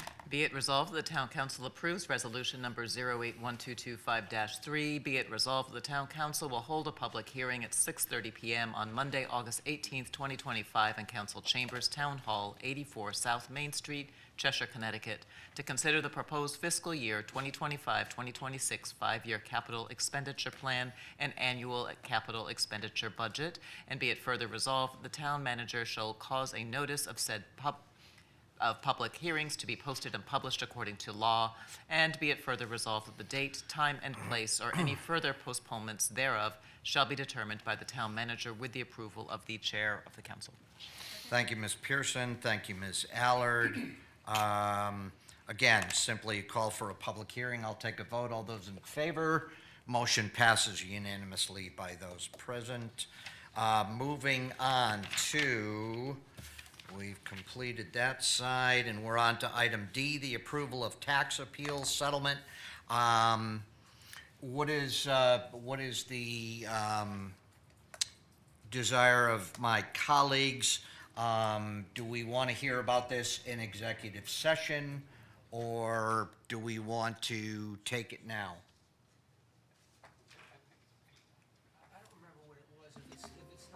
Yeah, we didn't discuss it at budget because we Yeah. anticipated executive Okay. session. All right, I think then it's let's, relatively brief. let's do it in executive session. Just for Mike Salamini, we will go into executive session at the end of the meeting. That will be the only item, and we will excuse you when we go into executive session. And thank you for your endurance as well tonight, Mike. So moving on to, actually, before we do that, realizing the hour and that we still probably have close to 15 minutes, I'll entertain a motion to extend the meeting. So moved. Thank you, Mr. Walsh. Thank you, Ms. Pearson. All those in favor? Motion passes reluctantly, unanimously. And I will turn it over to Mr. Kimball for the town manager. All right, thank you, Mr. Chair. I will be brief. You should have the town manager's report uploaded to your devices, but if you want a paper copy, I do have a few here. Up first is just a reminder, the 2025 Cheshire Fall Festival will be Friday through Sunday, September 12th through September 14th. The highly anticipated Cheshire Fall Festival this year, as in past years, the celebration begins with the Food Truck Friday, including carnival and 2 concerts, and continues all day Saturday with vendors at the Bartland Park Great Lawn, culminating with the annual fireworks show, this year sponsored by Regency Centers of the Shops at Stonebridge. For additional information and a complete schedule of events, please go to CheshireFestival.com. If you haven't been able to attend any of our excellent Bartland Beats concerts this year, you still have a chance. The final concert, which was postponed from earlier, is going to be held on Sunday evening, September 21st, from 6 to 8 p.m. at Bartland Park's Great Lawn. I hope to see you there as we wrap up the 2025 season with a very exciting performance from the American Girl, a Tom Petty and the Heartbreakers tribute band. There's kind of a theme throughout this report tonight, a lot of Bartland Park and a lot of concerts, as you'll see. So up next is the Dan Pugash Big Band at Bartland Park's Great Lawn. Ball and Socket Arts is partnering with the Friends of the Cheshire Public Library on a very special edition of the Live at the Factory concert series. Please bring your lawn chairs and picnic dinner for an evening of original big band music from the Grammy-winning Dan Pugash Big Band at Bartland Park's new band shell. Grab your spot around 5:30. Music is from 6 to 8 p.m. And in the event of rain, the concert will be moved into the Cheshire High School Thorpe Auditorium. There's registration available at Ball and Socket's website. Also an update on the Honeypot Disc Golf Course at Cheshire Park. As of today, 13 of the 18 baskets and the ground sleeves have been installed for the future disc golf course location at Cheshire Park. Basket installation will begin once the 5 remaining ground sleeves are installed. The town is hopeful that the course will be playable for mid-September. Remaining items on the for the project team include finalizing signage and a kiosk along with GPSing the course layout. Thank you to the dedicated group of local disc golf enthusiasts for their hard work, along with the assistance of Cheshire DPW and recreation staff. Just a few other, actually both Bartlett-related project updates. The Bartlett Park parking lots and access drive paving project has been ongoing, milling and paving into and through Bartlett Park, and also including the northern parking lot near the grass fields and the pool parking lot, began on August 4th. All visitors are encouraged to enter the park through the new parking lot entrance and exits near the turf field and utilize the sidewalks to access the facilities depending on where they are with construction and the other areas of the park. Public Works staff has been on site to facilitate access to those requiring accommodations. Please allow extra time when attending programs or visiting the pool or park. There may be brief driveway closures, and some parking areas will be temporarily closed. The grading is being completed this week with the paving binder coat scheduled soon to follow. The main drive at Bartlett will be closed tomorrow, Wednesday, August 13th, for grading. And the final top coat paving will begin the last week of August and should conclude by the first week of September. Thank you for everyone's patience as we work to improve the Bartlett Park for the entire community. And then the last but not least, update on our favorite band shell. I have some updated photos there. As reported last month, the contractor for the band shell did previously experience some delays for the assembly of the steel frame of the band shell, but they have committed to the town that it will be completed before Fall Festival. The tongue and groove wood roof decking and metal outer shell has been completed as of last week. The concrete pouring for the top of the stage area actually began earlier today, and you can see a picture of it there in the lower right photo that I took today, and should conclude tomorrow. The remaining steps include the remaining site work, construction of the rear walls, and the electrical and light installation. Other than that, we have our upcoming town council meetings, and that concludes my report. Thank you. Thank you, Mr. Kimball. Questions for Mr. Walsh? Thank you. Sean, could you just give me an update on town personnel? I seem to go on to the job opportunities. Not that I'm looking for a job in town, but every so often I look and I see new additions to that, and I just noticed another one is on there. Yeah, we did just have, unfortunately, our assistant town planner and CEO, Monica Sims, did announce at the end of last week that she is taking a job with the city of Stamford. It's a promotional opportunity. She's still here, but she's here. But yeah, so so that job has been posted just recently, and so we are looking for good candidates. If you know anybody to apply, we've already had some interest. Hope to have somebody on board very, very soon. Of course, we wish Monica all the best. She goes to the city of Stamford. Just like, and I know there was a couple that you're getting close to. I mean, I know there was the part of Andrew's job was the bond, the writing, wasn't that? The grant writing, yeah. Sure, yeah, I can give you an update on that. And I was actually going to send around an email. I just sent a notice to the department heads yesterday, finalizing some of the reorg that I've implemented among the department head team. Similar to back when Arnett was here and she had 5 reporting departments, Andrew now has 5 reporting departments. His will be planning and building, similar to how Arnett had it, but he'll also be supervising recreation, public works, and engineering. So those will be his department areas. I am no longer having all 14 report as I've had since January. And I'm, again, shifting that around. So library and human services now will also report back to me along with public safety, finance, and HR. So that did go into place on really yesterday. And as a part of that, so Andrew will still be responsible for economic development as we had outlined in the budget that we approved, but there was the position that took the grants piece that he was doing, as well as the public information officer, media relations, FOIA response that Arnett did, and we merged that into that coordinator of grants and community engagement piece. So this is, I think, going to be a really great opportunity. At a minimum, it'll be great to have a 4th person back in our office, which we have not had since January, which has been very trying. But for all the reasons, in fact, we had a great example of community engagement tonight. I think having somebody who's primarily tasked with assisting departments when they have public forums or hearings or community engagement opportunities A lot of this is born out of, historically, as Arnett was the Assistant Town Manager and Public Information Officer, but the kind of PIO role has evolved with a lot of municipalities that are starting to, it's no longer kind of one-way communication with press releases only or statements, and really more encouraging community engagement and participation. So we're excited about that position, excited to have the fourth person. We had interviews last Thursday and yesterday. Hope to be able to bring somebody on board very soon. Sure. Mr. Velleberg. Thank you. Just following up on the next question. So would the public information officer be also responsible for the website and keeping that up to date? Or is that you? So there'll be some overlap. Right now, Noelle's been doing a very adept job, although she has a very, very full plate, and of course was the primary person that helped roll out the new website. The new person will likely be taking over the social media responsibilities, but there's obviously a lot of overlap with the website. There's also some community engagement features of the website.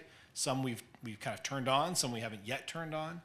So I think that conversation will be had as we kind of sort out who will do what in the office when it comes to those pieces. But yes, the idea is to have all of those functions sort of centralized to the extent you can in our department, and assist other departments when they have questions about what's kind of most appropriate for public distribution. Yeah, 'cause my concern obviously is now, as everyone laments, that we don't really have a local newspaper anymore, right? That's where everyone used to find out information, and now they don't really have that.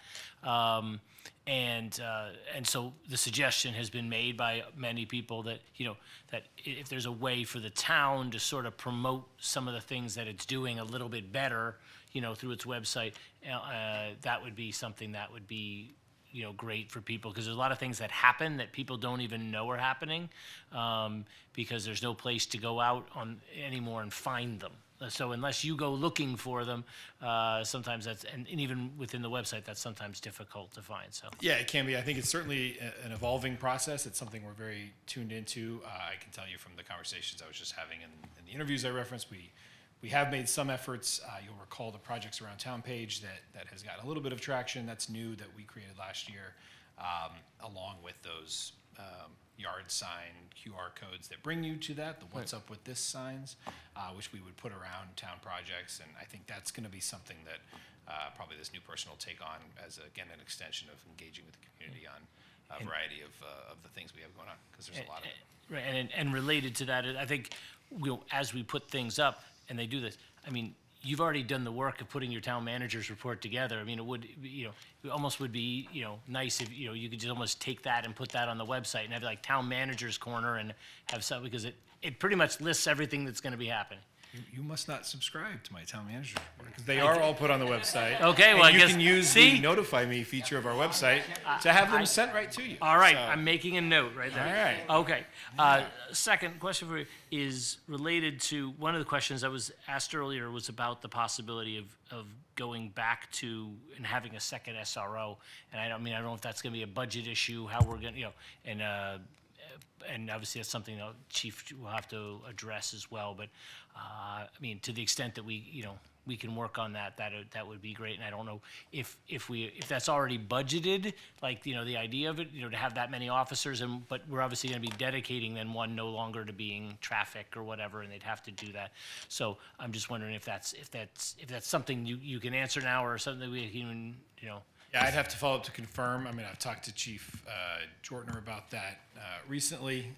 And again, some of that is tied up a little bit in contract negotiations too, in terms of some of the other things that we have to have in place to have that available. But yeah, we'll get an update on to what the current status is, and hopefully have something for you soon. And one last thing while I'm on a roll. It was also addressed, the issue, and this has come up for me as something I'm concerned about as well. One of the things that I find that sometimes a little disheartening is it seems that there's not always a lot of information that comes maybe this way on things, and the issue I do take a little bit of offense of is the other week was that the press release for the announcement of the new director of Chesprocott was posted on Facebook before it was even given to you, Sean. And I find that a little inappropriate, that it would be, that someone would utilize that and get that press release out and put it on Facebook before it's even turned over to the town. So, and then more importantly, before it's even made, announced to council members, so that, basically we're finding out about it from Facebook posts rather than hearing about it, being able to hear about it from you. So I just wanted to put it out there. I think it's not appropriate for council members to be, for doing that. They're posting things on Facebook like that they have privy to before, especially things that are really council matters before it goes out. So, especially before it even goes to you, Sean. Thank you. Anyone else? Seeing none. The fire, police, economic development are in your packets. Madam Clerk, I did not see the blight update in there. Do you see it, Don? No, I was looking for. Okay. Would you, would you just email it to the council, please? Okay, cool. All right, where are we? Which brings us to reports of committees of the council, chairman's report, starting to my left, Ms. Kramer, Nothing to report. Ms. Allard, Nothing to report. and Ms. Pearson. Nothing to report. I am referring the Code of Ordinances, Chapter 3, Article 2, Blight Prevention to the Ordinance Review Committee, as well as the referral of local scenic road designation process to the Planning Committee. There is no miscellaneous liaison reports, starting to my left, Ms. Kramer, Nothing to report, no meeting in August. Ms. Allard, Same here, nothing to report. Ms. Pearson, Nothing to report. Mr. Walsh. Yeah, I can't go without reporting on the beautification committee. They've approved a bunch of signs for the north end, and also they're working on the landscape around the town hall and the senior center, so things are going around, so, thank you. Mr. Velaber, No report. Mr. Mylone. Just briefly, the retirement committee met again, and they do an excellent job, and just a milestone, I guess. Maybe it's the first time we've hit it over $100 million under their kind of oversight. So it was an exciting moment. It's a nice milestone. You can retire, Sean. Item number 11 is appointments. Mr. Velaber, any for you? No, there is one. Ms. Allard, would you do that, please? Yes, I do have an appointment of a Mr. George Battle from Wolf Hill Road to the Public Safety Commission. This is a new appointment to follow the term of Matt Hall. The term of office will be August 12th, 2025 through January 31st, 2029. Mr. Battle is unaffiliated. Thank you, Mr. Velaber, and all those in favor. Motion passes unanimously, and I will give this to Madam Clerk at the end of the meeting.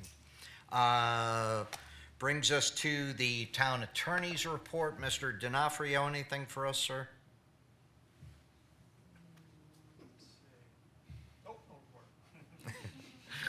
Thank you, Mr. D'Onofrio.